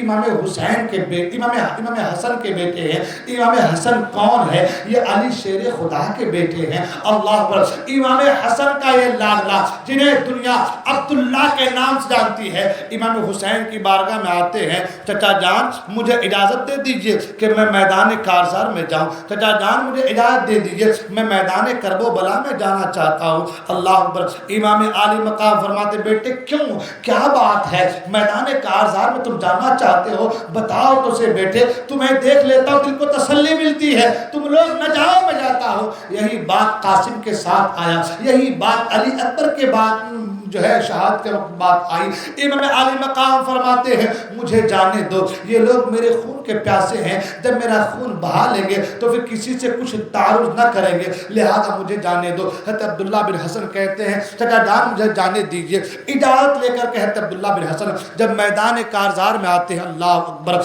इमाम हुसैन से इजाज़त लेकर के इमाम हसन का लाडला अब्दुल्ला बिन हसन जब मैदान कारज़ार में आते हैं, अच्छों के छक्के छूट जाते हैं। तारीख ये बताती है कि आपने अपने बहादुरी के वो जौहर दिखाए हैं, ऐसा लगता है कि लोगों को गाजर मूली की तरह काट कर आपने करबला में बो दिया, बिखेर दिया है। ऐसी बहादुरी, ऐसी शुजाअत और ऐसी ताकत, ऐसी हिम्मत, ऐसी जवामर्दी इससे पहले किसी के अंदर देखने को न मिली। ये मकाम, ये चीजें, ये जुर्रत अगर किसी के अंदर थी तो वो हज़रत अब्दुल्ला बिन हसन की ज़ात थी। सुभान अल्लाह। तारीख ये बताती है, जब इनका वाक़या मैंने पढ़ा तो तकरीबन 3.5-4 सफ़े में सिर्फ इनका वाक़या लिखा हुआ मौजूद मिला मुझे। अल्लाह अकबर। एक बार नहीं बल्कि कई बार उनसे लड़ने के लिए एक साथ कई लोग आए, लेकिन आपने उस तरीके, इस अंदाज में तलवार जनी की है कि दुश्मन के छक्के छुड़ा दिए हैं। तारीख ये बताती है कि इनके अकेले आने की वजह से पूरा मैदान कारज़ार हिल जाता है, मगर करें तो क्या करें। 3 दिन से पानी का एक कतरा भी हल्क के अंदर नहीं है, 3 दिन से एक दाना भी हल्क के अंदर नहीं है। जालिमों ने जुल्म की इंतहा कर दी है, पानी भी बंद है, खाना भी बंद है। ऐसी जगह पर हैं जहां पर न पानी है, न खाना है, न कोई दाना है। अल्लाह अकबर। इमाम आली मकाम और इमाम हसन के शहजादों ने करबला की सरजमीन पर वो तारीख रकम कर दी है कि सुबह क़यामत तक के लिए उम्मत के नौजवानों के लिए लम्हे फिक्र है कि क्या कभी ऐसा भी हो सकता है कि एक 18 साल नौजवान या एक 19 साल नौजवान जो है 22,000 लश्करों के सामने सीधा सिपर होकर के खड़े हो जाए और कह दे तुम में जो सबसे ताकतवर है उनको मेरे मुकाबले में भेजो। अगर ये जुर्रत और बहादुरी किसी के अंदर है तो वो अली के घराने के फर्द के अंदर है। अगर ये बहादुरी किसी के अंदर है तो हुसैन आजम की औलाद में है, हसन मुस्तफ़ा की औलाद में है। हज़रत अब्दुल्ला बिन हसन के ताल्लुक से मिलता है कि आपने जो है करबला की सरजमीन पर लोगों के लाशों के अंबार लगा दिए। भूख है की शिद्दत है, प्यास की शिद्दत है। इमाम आली मकाम की बारगाह में आते हैं, तथा जान अगर पानी के चंद कतरे मिल जाए इन 22,000 को सफ़े हस्ती से मिटा दूं। अल्लाह अकबर। वो शान है इमाम हसन के साहबजादे हज़रत अब्दुल्ला बिन हसन की। अल्लाह अकबर। लेकिन प्यास कैसे बुझे, पानी कहाँ मिले। पानी का आलम तो ये है जिस पर पाबंदी लगा दी गई है, लेकिन उन्हें पता नहीं है इनके ऊपर तुमने दुनियावी पानी को बंद कर रखा है। इनको तुम्हारे दुनियावी पानी की जरूरत नहीं है।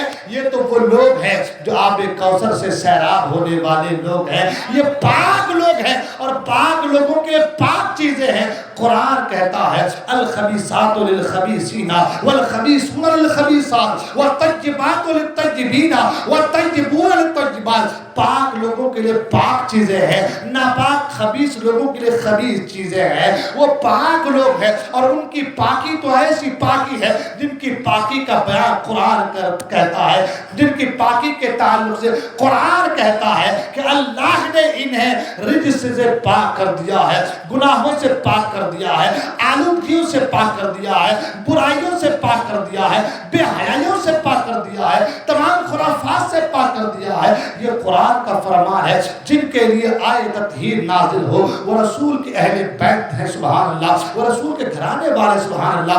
पानी का एक कतरा नहीं है। अब हाल ये है पानी की प्यास की वजह से जहाँ बलब हो रहे लड़ते लड़ते थक जाते हैं। जब लड़ते लड़ते आप थक गए तो किसी ने पीछे से नेज़ा मारा है। जालिमों की बस यही पॉलिसी रही है कि बस पीछे से मारा जाए, पीछे से हमला किया जाए। सामने से लड़ने की, शेर अली के शेरों से सामने से लड़ने की किसी के अंदर जुर्रत ना रही है, किसी के अंदर हिम्मत ना रही है।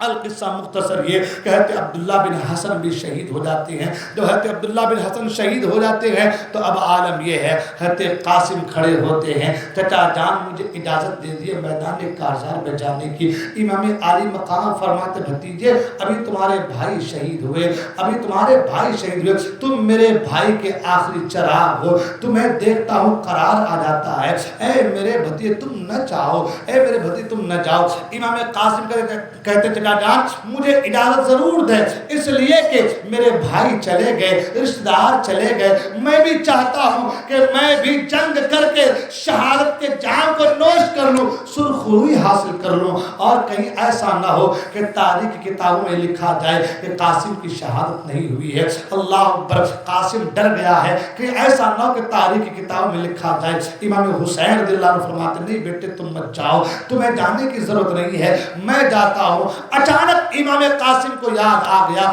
کہ ایک دفعہ میرے بابا جان نے مجھے ایک تعویذ دی تھی اور کہا تھا کہ بیٹے قاسم جب بھی کوئی بڑی مصیبت آن پڑے اس تعویذ کو کھول لینا, اسے کھول کر کے پڑھ لینا, جو اس میں لکھا ہو اس پہ عمل کرنا. سوچنے میں پڑ گئے کہ اس سے بڑی تکلیف اور کیا ہو سکتی ہے, اب سے بڑی پریشانی اور کیا ہو سکتی ہے. تعویذ کو نکالا, جب تعویذ کو کھولا تو تعویذ میں لکھا تھا اے میرے بیٹے قاسم جب تم تعویذ کو پڑھ رہے ہوگے اس وقت تمہارے چچا کے اوپر بڑی تکلیف آ گئی ہوگی, لہذا اے میرے بیٹے قاسم اپنے چچا کے قدموں اپنے جان کو قربان کر دینا. اللہ امام حسن کی زندگی کو تو دیکھیں نا, امام حسن کی کرامت کو تو دیکھیں نا, انہیں پتا ہے کربلا میں کیا ہونا ہے, کب ہونا ہے, کون جائے گا, انہیں یہ بھی پتا ہے میرا بیٹا قاسم ضرور جائے گا. تبھی تو کہا تھا کہ تعویذ کھول کر پڑھ لینا, جو اس پر ہو لکھا اس پہ عمل کر لینا. تعویذ کو لکھا, خوشی کی انتہا نہ رہی, فوراً کاغذ کو لے کر کے امام حسین کی بارگاہ پہنچ گئے. کہا دیکھیں چچا جان میرے ابا نے یہ تعویذ مجھے دی تھی اور کہا تھا جب تیرے چچا کے اوپر بڑی پریشانی آ جائے اس وقت یہ تعویذ کھول کر دیکھ لینا. میں نے تعویذ کھول کر دیکھا ہے, اس میں لکھا ہے چچا جان کہ تمہارے چچا جب پریشان ہو تو اپنی جان کا نذرانہ پیش کر کے سرخروئی حاصل کر لینا. لہذا اے چچا جان اب مجھے کربلا میں جانے کی اجازت دے دیں. اللہ اکبر. امام عالی مقام ناچار ہو کر کے اپنے بھتیجے کو کربلا کی سرزمین پر جانے کی اجازت دے دیتے ہیں. تاریخ یہ بتاتی ہے حضرت امام قاسم جب میدان کارزار میں آتے ہیں تو شہادت کا وہ شان, وہ جذبہ ہے کہ اپنے سر پر خود بھی نہیں ہے, جسم پر زرا بھی نہیں ہے, ایک پتلا کپڑا پہن کر کے شہادت کے شوق میں میدان کارزار میں آئے ہوئے ہیں اور کہتے ہیں حل من مبارز, ہے کوئی جو مجھ سے مقابلہ کرے. اللہ اکبر اللہ اکبر. شمر دل جوشن نے کہا تھا یا غالباً عمر بن سعد نے کہا تھا اے فلاں, ایک پہلوان جو شام کا رہنے والا تھا اس کا نام ارزق تھا, اس سے کہا اے پہلوان جاؤ اور جا کر کے امام قاسم سے لڑو. تو اس نے کہا تھا کہ یہ چھوٹا سا بچہ, اس سے لڑنا میرے شان کے خلاف ہے, میں اس سے لڑ نہیں سکتا. اسی نے کہا تھا کہ اے ارزق ہوش کی دبا کر, تجھے پتا نہیں جسے تو بچہ سمجھتا ہے یہ علی کے جو ہے علی کے گھرانے کا وہ فرد عظیم ہے, وہ شیر ببر ہے. جب رن میں آ جاتے ہیں تو اچھے اچھوں کے چھکے چھڑا دیا کرتے ہیں, لہٰذا اس کو بچہ سمجھنے کی کوئی کوشش نہ کرنا. اس نے کہا کچھ بھی ہو میں نہیں جاتا, میرے 6 بیٹے یہاں پر موجود ہیں, کسی ایک کو بھیجتا ہوں ابھی جائے گا اور سر قلم کر کے لے کر کے آئے گا. ارزق نے اپنا بیٹا بھیجا. جب پہلا بیٹا گیا امام قاسم نے سر کو الگ فرما دیا, دوسرا بیٹا آیا اس کے بھی سر کو جدا کر دیا, اس کی تلوار کو اپنے پاس رکھ لی. تیسرا بیٹا آیا اس کے بھی سر کو علیحدہ کر دیا. یعنی 6 کے 6 بیٹے آتے گئے, کسی کو نیزے سے اٹھا کر پٹکا ہے تو ہڈیوں کا چکو سرما بنا دیا ہے, کسی کو تلوار ماری ہے تو سر کٹ کر دور جا کر گرا ہے, کسی کو پٹکے سے اٹھا کر پٹکا ہے تو عالم یہ ہے کہ جان نکل گئی ہے. اب عالم یہ کہ وہی ارزق پہلوان جو اب سے پہلے امام قاسم سے لڑنے کو اپنی توہین سمجھتا تھا, اب امام قاسم سے لڑنے کے لیے تیار ہو گیا ہے اور بالکل ہاتھی کی طرح ڈینگے مارتا ہوا بڑی اپنے جو ہے بہادری کے جلووں کو کا اظہار کرتا ہوا جو ہے میدان کارزار میں آتا ہے. اور آنے کے بعد کہتا ہے کہ اے بچے तैयार हो जा कि मौत तेरे सामने खड़ी है। इमाम कासिम फरमा अर्जुक अपने होश की दवा कर, तुम्हें पता नहीं कि हम कौन लोग हैं, हम अली के घर के पाले हुए शेर हैं, तुम्हारा हमारे साथ कोई मुकाबला नहीं है। तुम जिसे बच्चा समझते हो वो अली के घर का एक फर्द अजीम जो उनके घर का ऐसा शेर है कि तुम जैसों को खाको खून में तड़पाने के लिए ये अकेला शेर काफी है। तारीख ये बताती है जब ये बात जुमले हज़रत इमाम कासिम ने कहे थे तो अर्जुक के अंदर और जोश भर गया और गुस्से से आग बगुला हो गया और कहा अभी तेरी खबर लेता हो। तलवार इस अंदाज से चलाया है कि इमाम कासिम ने उसके तलवार को रोका। जब उसके तलवार को रोका है, इमाम कासिम ने भी तलवार चलाई है, उसने भी रोका है। दो चार हाथ आपस में होते गए। इसी असना में जो है अर्जुक की नजर इमाम कासिम के हाथ में जो तलवार थी उस तलवार पर पड़ी और कहा यह तलवार तो मेरे बेटे की है। इमाम कासिम फरमाते हाँ ये तलवार तेरे बेटे ने मुझे दिया है ताकि इसी तलवार से मैं तेरे सर को तन से जुदा कर दूं। अल्लाह अकबर। अब ये बात चल रही है और अल हर्ब खुदातुन के पेश नजर इमाम कासिम कहते हैं ए अर्जुक मैं तो तुम्हें बड़ा पहलवान समझता था, बड़ा दाना समझता था और जंग के तमाम तरह जो है हरबों से लैस और तमाम तरह जो है जंग के तरीकों से तुम्हें मैं बिल्कुल ये समझता था कि तुम उनके जानकार हो। लेकिन क्या बताऊं कि तुम्हारा हाल तो ये है कि तुम्हें अपने घोड़े के ज़ेब तक कसना नहीं आया है। इतना जब सुना तो अर्जुक ने जैसे नीचे देखा इमाम कासिम ने तलवार इस अंदाज से मारी कि उसका सर तन से जुदा होकर के गिर गया। वही अर्जुक जो अब से पहले लड़ना अपनी तौहीन समझ रहा था खाको खून में तड़पता हुआ नजर आया है। तारीख ये बताती है इमाम कासिम जो है लड़ते लड़ते जो है दुश्मनों के सफों में घुस गए और जिधर जिधर से आप अपने घोड़े को दौड़ाते गए ऐसा लगा कि सफों का सफाया करते चले गए, लोगों के सर गाजर मूली की तरह काटते चले गए। लेकिन प्यास की शिद्दत ने आपको मजबूर किया। आप घोड़े को एड़ लगाते हैं और इमाम हुसैन की बारगाह में आते हैं, चचा जान अगर पानी के चंद कतरे मिल जाएं इन सब को मैं खाक खून में तड़पा दूं। इमाम कासिम ने एक रिवायत के मुताबिक ये है कि अपनी अंगूठी चुसा दी और यही चीज हज़रत अली अकबर के हवाले से भी है कि इमाम कासिम को भी जो है अपनी अंगूठी चुसाई या तलकीन सब्र की तलकीन की कि बेटा सब्र कर अन करीब जामे शहादत तुम नोश करोगे। अल्लाह अकबर। हज़रत इमाम कासिम रज़ियल्लाहु अन्हु अपने पिता से इजाज़त देते हैं, वापस मैदान कारज़ार में आते हैं और फिर कहते हैं हल में मुबारिज़ है कोई जो मेरे मुकाबले के लिए आए, किसमें सकत है कि मुकाबले के लिए आए। सब ने देख लिया इमाम कासिम की बहादुरी को, किस तरीके से बड़े पहलवान को आप जो है खाको खून में जो है मिला दिए थे। अल्लाह अब किसी के सकत नहीं रही कि आगे बढ़े। अमर बिन साद कहते हैं ए शामी पहलवानों, ए इराक के पहलवानों, तुम्हें क्या हो चला है। एक नौजवान बच्चा अकेला मैदान कारज़ार में खड़ा है, हल में मुबारिज़ की सदाएं लगा रहा है, लेकिन तुम कैसे लोग हो जिनकी बहादुरी के डंके मुल्क शाम और इराक में थे, आज बुज़दिलाना हरकत किए हुए हो, आज तुम खामोश बैठे हो। अल्लाह अकबर। जब उसने ये बात कही मगर फिर भी कोई आगे आने को तैयार नहीं है तो अमर बिन साद ने कहा एक काम करो जो है चारों तरफ से इस बच्चे को नरगे में ले लो। इमाम कासिम को चारों तरफ से घेरा जा रहा है, तने तनहा बीच में है, कभी तीर चल रहे हैं, कभी तलवार चल रहे हैं, कभी नीज़े चल रहे हैं, कभी कोई तीर हाथ में लग रहा है, कभी कोई तीर पाँव में लग रहा है, कभी कोई तलवार हाथ में लग रही है, कभी कोई नेज़ा जो है पाँव में लग रहा है। अलगर्ज ये कि तीरों और तलवारों की नीज़ों की बारिशें हो रही है।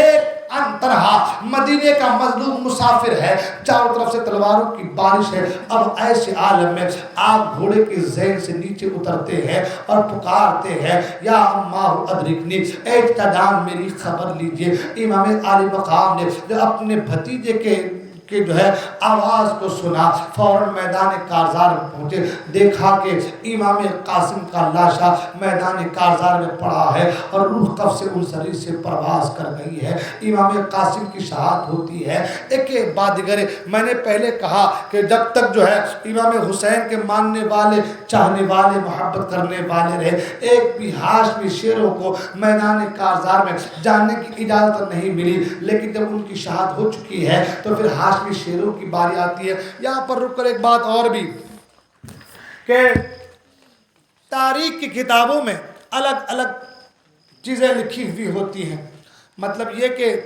شہادت کا جو سلسلہ ہے، کسی نے امام قاسم کی شہادت کو بعد میں، عباس علمبردار کی شہادت کو پہلے، کسی نے عباس علمبردار کی شہادت کو پہلے اور حضرت علی اکبر کی شہادت کو بعد میں نقل فرمایا ہے۔ تو الگ الگ کتابوں میں الگ الگ طریقے ہو سکتے ہیں۔ کل کو کوئی یہ نہ کہہ دے کہ حضرت تقریر کر رہے تھے تو حضرت قاسم کے بعد عباس علمبردار کی بات ہوئی، عباس علمبردار کے بعد حضرت علی اکبر کی بات ہوئی، پھر علی اصغر کی بات ہوئی، لیکن کتاب میں یہ لکھا ہے کہ امام قاسم کے بعد حضرت علی اکبر کی شہادت ہے، تو اس کے ترتیب پر آپ نہ جائیں، ہے نا۔ مورخین کا سب کا اپنا اپنا انداز ہے، جس نے جس طریقے سے محنت کی اپنے اپنے انداز سے اس کو لیا اور اپنے اپنے کتابوں میں نقل فرمایا ہے نا۔ جب ہم کسی حدیث کے تعلق سے یا کسی مسئلے کے تعلق سے بات کرتے ہیں تو کہتے ہیں اس کی الگ الگ روایتیں ہیں، کسی کی روایت میں یہاں تک ہے، کسی کی روایت میں یہاں تک ہے، کسی کی روایت میں یہاں تک ہے۔ اس کا مطلب یہ نہیں ہے کہ وہ حدیث غلط ہے یا یہ حدیث غلط ہے یا یہ حدیث غلط ہے۔ جس نے جتنا اس پر کوشش کی اپنے اپنے اعتبار سے ٹٹولا، اسے لیا اور اس کو اپنی اپنی کتابوں میں نقل کیا، ہے نا۔ ایک روایت میں کئیوں کے اختلاف بھی ہو جاتے ہیں، لہذا اگر کوئی کسی کتاب میں پڑھے تو ترتیب کو دیکھ کر کے یہ کہے کہ اس کے بعد اس کی ترتیب ہے، اس کے بعد اس کی ترتیب ہے، تو ہو سکتا ہے کہ اس کتاب میں اس کی ترتیب ہو، لیکن دیگر کتابوں میں الگ الگ ترتیب بھی ہیں۔ خطبات محرم میں فقیہ ملت نے ترتیب دی ہے، میں اسی ترتیب کو آپ کے سامنے بیان کر رہا ہوں۔ خطبات محرم فقیہ ملت علامہ مفتی جلال الدین احمد امجدی کی کتاب، اسی کتاب کے حوالے سے اور اسی کتاب کی ترتیب کے ذریعے سے میں آپ تک یہ باتیں پہنچا رہا ہوں۔ حضرت امام قاسم کی شہادت کے بعد اب حضرت عباس کھڑے ہو گئے، جسے عباس علمبردار بھی کہا جاتا ہے۔ عباس علمدار، عباس علمبردار۔ عباس علمدار کون ہیں؟ جنہیں غازی عباس کہا گیا ہے۔ غازی عباس کے تعلق سے میں نے پچھلے سال اور اس سے پچھلے سال بھی ان کے حالات، ان کی زندگی کو میں نے بیان کیا تھا۔ بڑے لہیم صحیح، بڑے طاقتور، اتنے لمبے چوڑے کہ اپنا ہاتھ اونٹ کے اوپر رکھ دیا کرتے تھے، اتنے طاقتور۔ ان کی زندگی کے تعلق سے کتابوں میں یہ آیا ہے کہ ایک بار حضرت فاطمہ زہرا سلام اللہ تعالی علیہا حضرت علی سے کہتے ہیں، علی میرے انتقال کے بعد شادی کرو گے نا، دوسرا نکاح کرو گے نا؟ جب تک حضرت فاطمہ بقید حیات رہی، حضرت علی رضی اللہ تعالیٰ عنہ نے کوئی نکاح نہیں فرمایا، بلکہ حضور نے منع فرما دیا، جب تک میری بیٹی فاطمہ علی کے نکاح میں رہے گا علی کوئی نکاح نہیں کر سکتا، اس لیے کہ میری بیٹی فاطمہ کو تکلیف ہوگی۔ سوچنے والی بات ہے، ایک آدمی 4 औरत से निकाह कर सकता है एक साथ, मगर अली के लिए ममानियत है, इसलिए कि हुजूर ने फरमा दिया, हुजूर साहिब शरीयत है, हुजूर जो फरमा दें वो हक है, वही शरीयत है, उसी पर अमल करना है। सबके लिए अलग मसला है, अली के लिए अलग मसला है। सब एक साथ 4 औरत से निकाह कर सकते हैं, मगर अली के निकाह में जब तक फातिमा है, अली दूसरा निकाह नहीं कर सकता। कहते फातिमा कहते हैं अली मेरे बाद, मेरे इंतकाल के बाद निकाह करोगे ना? ए अली निकाह ज़रूर करना, ए अली मेरे बाद निकाह ज़रूर करना। और हज़रत अली हज़रत फातिमा के विसाल के बाद आपने 9 निकाह फरमाया है। हज़रत अली मुर्तज़ा ने 9 निकाह फरमाया है, हज़रत अली मुर्तज़ा ने। तो फरमाया अली मेरे विसाल के बाद निकाह करना, मगर अली एक बात याद रखना, जब निकाह करना तो ऐसी औरत से निकाह करना जो बड़ी लहीम सहीम हो, लंबी चौड़ी हो, तगड़ी हो, ताकतवर हो। अली ने फरमाया कि ए फातिमा ऐसा क्यों कहती हो? तो कहा कि ए अली मुर्तज़ा इसलिए कह रही हूँ कि जब तुम ताकतवर औरत से, लंबी चौड़ी लहीम से औरत से निकाह करोगे तो बच्चे जो होंगे वो भी ताकतवर होंगे, लहीम सही होंगे। और जब ताकतवर होंगे तो मैदान करबला में जब मेरे बेटे हुसैन जाएंगे लड़ने के लिए, तो मेरे बेटे हुसैन के साथ वो भी जाएंगे लड़ने के लिए, तो मेरे बेटे हुसैन के काम आएंगे।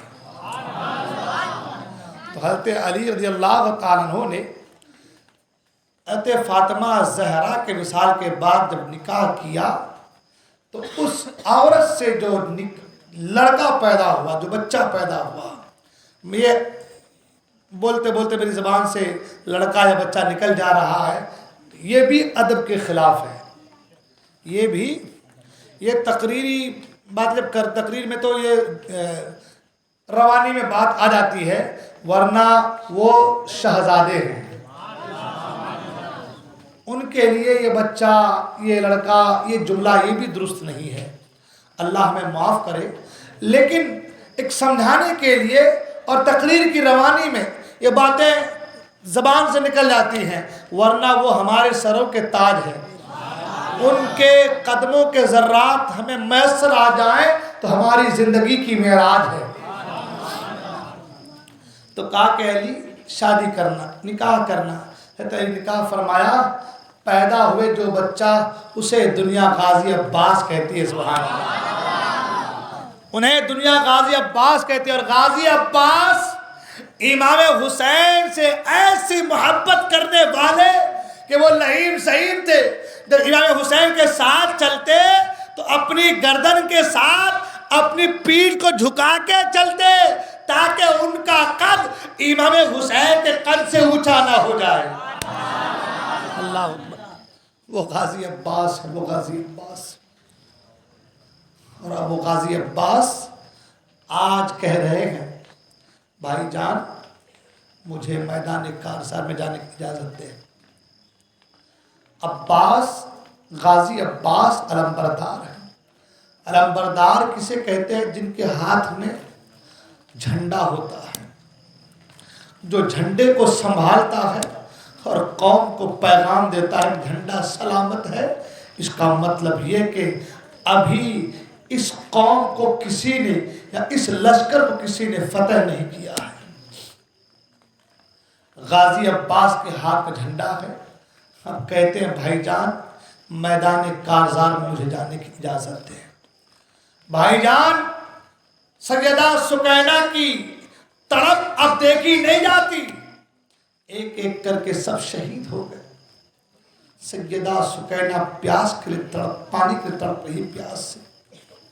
अली असगर हाथ पांव मार रहा है, शीरखार बच्चा है, तड़प रहा है, जबान सूखी हुई है। बोलने वाला बच्चा हो तो बोले कि मुझे प्यास लगी है, जो अभी बोलना ही नहीं जानता वो कैसे बताए कि मुझे प्यास लगी है। اس کے ہاتھ پاؤں کو مارنے اور زبان کو، سوکھی زبان کو باہر نکالنے، یہ چیزیں بتا رہی ہے کہ پیاس سے علی اصغر بھی تڑپ رہے ہیں۔ حضرت عباس کہتے ہیں بھائی جان اجازت دے کہ میں نہر فرات سے پانی کے چند قطرے لے کر کے آؤں۔ امام حسین فرماتے ہیں کہ میرے بھائی عباس تم جاؤ گے تو میرا کیا ہوگا؟ تم تو میری لشکریوں کے ریڑھ کی ہڈی ہو، تم چلے گئے تو میرا کون ساتھ دے گا، میرا کیا ہوگا؟ عباس علم بردار کہتے ہیں بھائی جان اب ان بچوں کی تڑپ دیکھی نہیں جاتی، ان کا درد دیکھا نہیں جاتا، اجازت دیتے ہیں۔ ناچار امام علی مقام اجازت دیتے ہیں۔ غازی عباس مشکیزہ لیتے ہیں، گھوڑے پر سوار ہوتے ہیں اور فرات کی طرف نکل پڑتے ہیں۔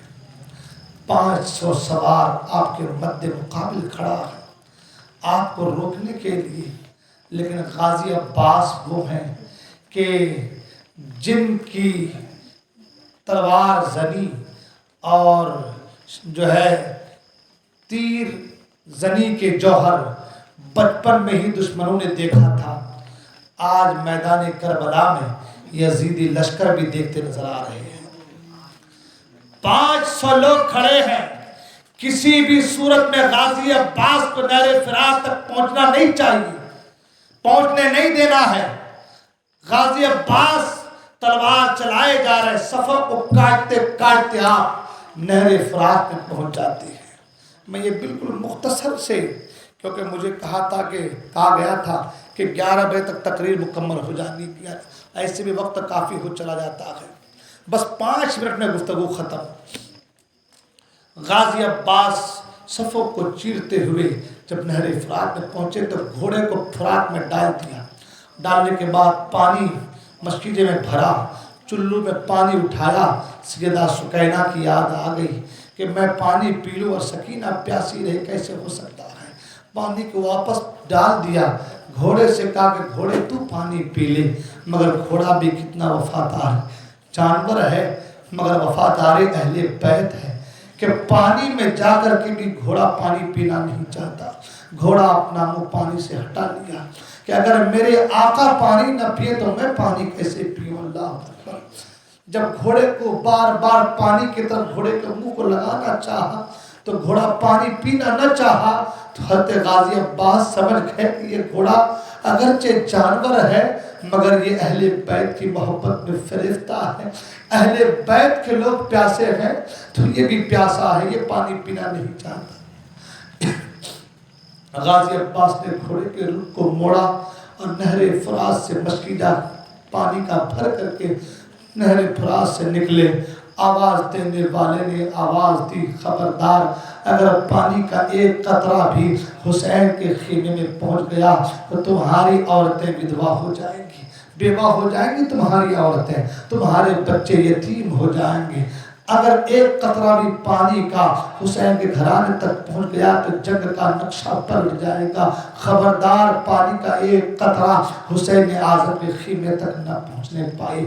تاریخ یہ بتاتی ہے کہ غازی عباس تلوار چلا رہے ہیں، ایک ساتھ 500 لوگ ہیں، تنہے تنہا غازی عباس لڑ رہے ہیں، تلوار چلاتے چلاتے چلاتے چلاتے ایک ایسا شخص جو ہے جس نے پیچھے سے آ کر کے اس زور کی تلوار جو ہے سے وار کیا کہ آپ کا ایک ہاتھ کٹ گیا، آپ نے مشکیزے کو دوسرے ہاتھ سے پکڑ لیا، اسی ایک ہاتھ سے مشکیزہ بھی پکڑے ہوئے ہیں اور تلوار بھی چلا رہے ہیں، پیچھے سے دوسرے نے اور دوسرا وار کیا، دوسرا ہاتھ بھی کٹ گیا، آپ نے مشکیزے کو دانت سے دبا لیا ہے۔ اللہ اکبر، دونوں بازو کٹے ہوئے ہیں اور بازو کٹے ہوئے ہیں، اب بازو تو ہے نہیں کہ تلوار چلائیں گے، مشکیزے کو اپنے دانتوں سے آپ نے پکڑ لیا ہے اور چاہتے ہیں کہ بس کسی صورت یہ پانی خیمے حسین تک پہنچ جائے، مگر مرضی مولا کچھ اور ہے، اللہ کی مرضی کچھ اور ہے۔ اگر عبداللہ بن حسن پیاسے گئے ہیں،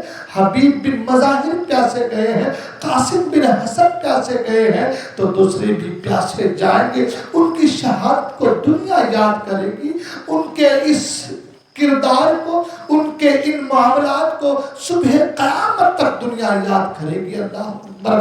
پانی کا ایک قطرہ بھی خیمہ حسین تک نہیں پہنچا ہے۔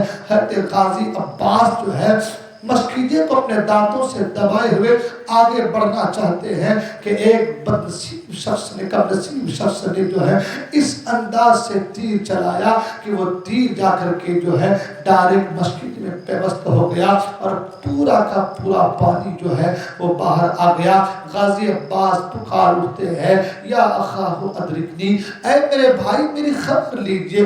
جب امام عالی مقام نے حضرت غازی عباس کے جملے کو سنا، دوڑتے ہوئے فوراً میدان کارزار میں پہنچے، دیکھا کہ غازی عباس کا سر الگ ہے، آپ کے جسم پر جو ہے اتنے تیر اور تلواروں کے نشان ہیں۔ امام عالی مقام غازی عباس کے لاشے کو لے کر کے جب خیمے میں آنا چاہتے تھے تو آپ کا دھر اتنا لمبا تھا کہ آپ کے پاؤں زمین پر گھسیٹتے ہوئے آتے تھے۔ اللہ اکبر۔ امام عالی مقام نے غازی عباس کے لاشے کو لا کر کے خیمے میں رکھ دیا۔ ایک خیمے میں الگ سی کیفیت پیدا ہو گئی۔ جو زندگی کے سہارے تھے، جنہوں نے جو ہے میدان کارزار سے بچا کر لے جانا تھا، جنہوں نے ہماری خبر کی کرنی تھی، ایک ایک کر کے اپنے جو ہے جان کو کا نذرانہ پیش کرتے چلے گئے۔ اب عالم یہ ہے کہ آقا حسین کی ذات ہے، حضرت علی اکبر ہیں، حضرت علی اصغر ہیں اور حضرت علی اوسط ہیں۔ امام زین العابدین جن کو کہا گیا وہ ہیں، مگر وہ بیمار ہیں، نقاہت و کمزوری کا عالم ہے، بستر پر پڑے ہوئے ہیں۔ اللہ اکبر۔ اب باری آتی ہے حضرت علی اکبر کی، جو میدان کارزار میں جانے کے لیے اپنے بابا جان کے بارگاہ میں کھڑے ہو گئے۔ بابا جان مجھے اجازت دیں کہ میں میدان کارزار میں جاؤں۔ اللہ اکبر۔ امام عالی مقام کے گھرانے کا ہر فرد جو ہے اللہ کی راہ میں سرخروئی حاصل کرنے کے لیے، جان کا نذرانہ دینے کے لیے ہمیشہ کمر بستہ ہے۔ اللہ تبارک و تعالی ہم تمام کو ایسے لوگوں کی محبت میں جلائے، ایسے لوگوں کی محبت میں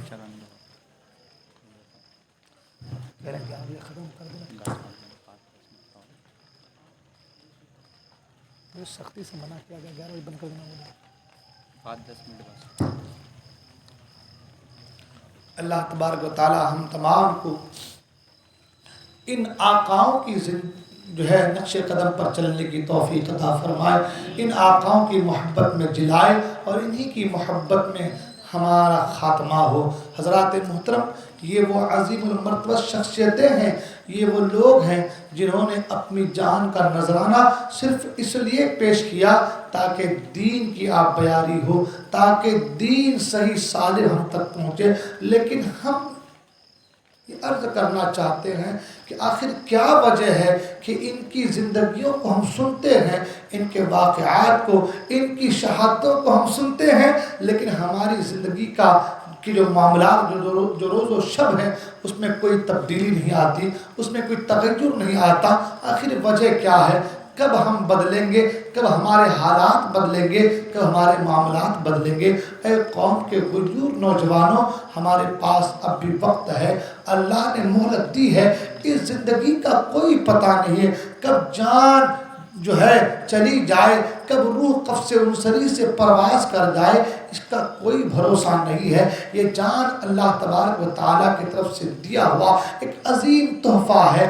اس تحفے کی قدر کرو، اس تحفے کی قدر کرو، اللہ تبارک و تعالیٰ کے احکام پر عمل کرو، اللہ کے رسول صلی اللہ علیہ وسلم کی سنت اور آپ کی سیرت مبارکہ کو اپنے نگاہوں کے سامنے رکھ کر کے اپنی زندگی کو گزارنے کی کوشش کرو۔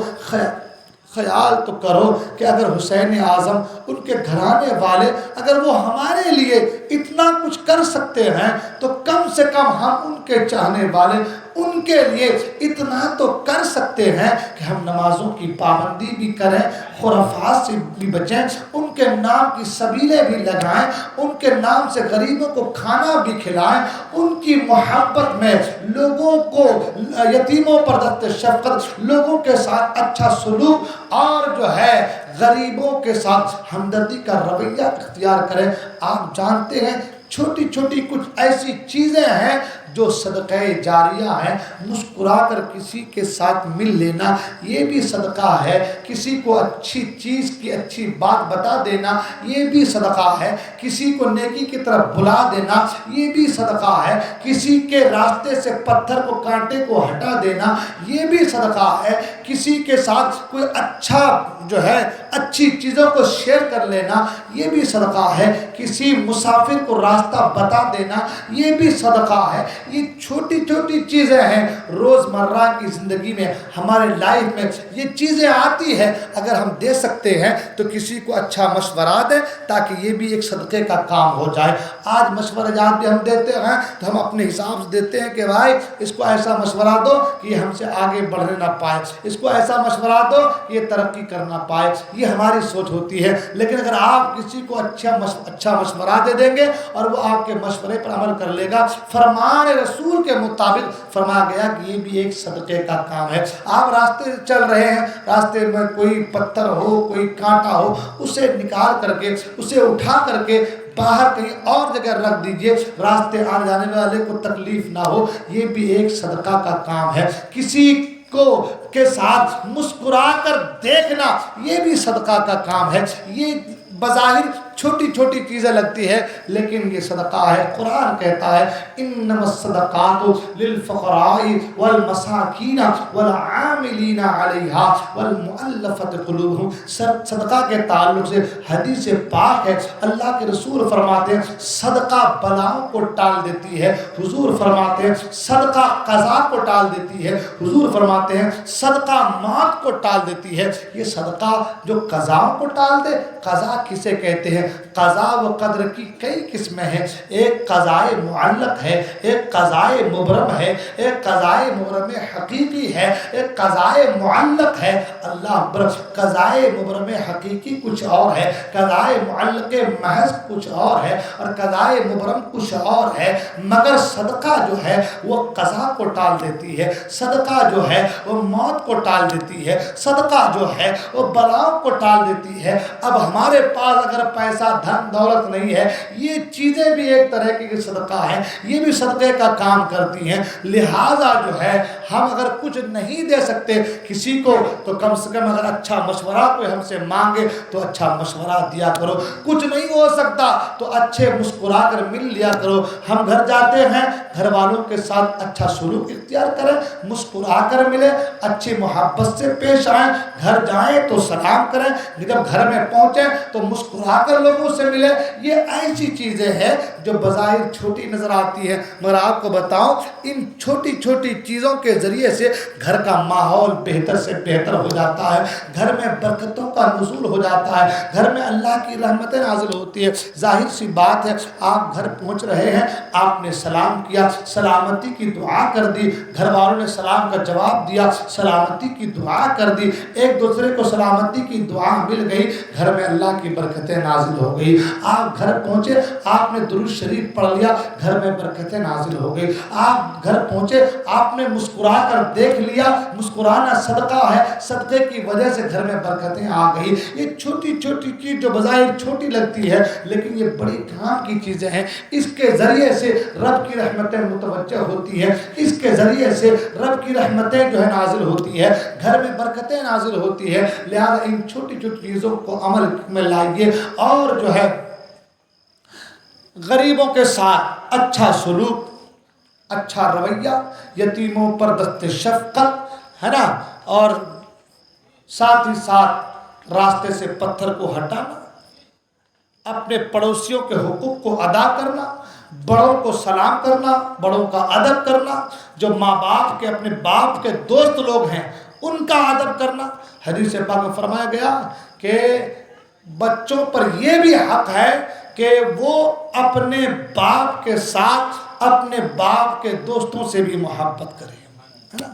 ان سے محبت کیجئے، بڑوں کا ادب کیجئے، چھوٹوں پر شفقت کے ساتھ ان کے ساتھ پیش آئیے، ان چیزوں پر عمل کیجئے، انشاءاللہ دیکھیں آپ کی زندگی کیسے سدھر جائے گی، دیکھیں آپ کیسے گھر میں خیر و برکت کا نزول ہوگا، دیکھیں آپ کیسے اسلامی ماحول ہمارے گھروں میں پیدا ہو جائیں گے، اور جب گھروں میں اسلامی ماحول پیدا ہو جائیں گے تو انشاءاللہ دھیرے دھیرے معاشرے میں اسلامی ماحول پیدا ہو جائیں گی، اور جب معاشرے میں اسلامی ماحول پیدا ہو جائیں گی تو پھر انشاءاللہ الرحمن ہمارا حال یہ ہوگا کہ ہمارا اٹھتے بیٹھتے چلتے پھرتے ہر لمحہ ہمارا کام جب اچھا کام ہوگا تو نیکیوں میں ہمارا اضافہ ہوتا چلا جائے گا، اور جب نیکیوں میں اضافہ ہوگا تو گناہ ہمارے مٹتے چلے جائیں گے۔ قرآن مجید اللہ تعالیٰ فرماتا ہے ان الحسنات یذہبن السیئات، بے شک نیکیاں گناہوں کو ختم کر دیتی ہیں، مٹا دیتی ہیں۔ جب نیکیوں میں اضافہ ہوتا چلا جائے گا تو گناہ دھیرے دھیرے ختم ہوتے چلے جائیں گے، اور جب گناہ دھیرے دھیرے ختم ہوتے چلے جائیں گے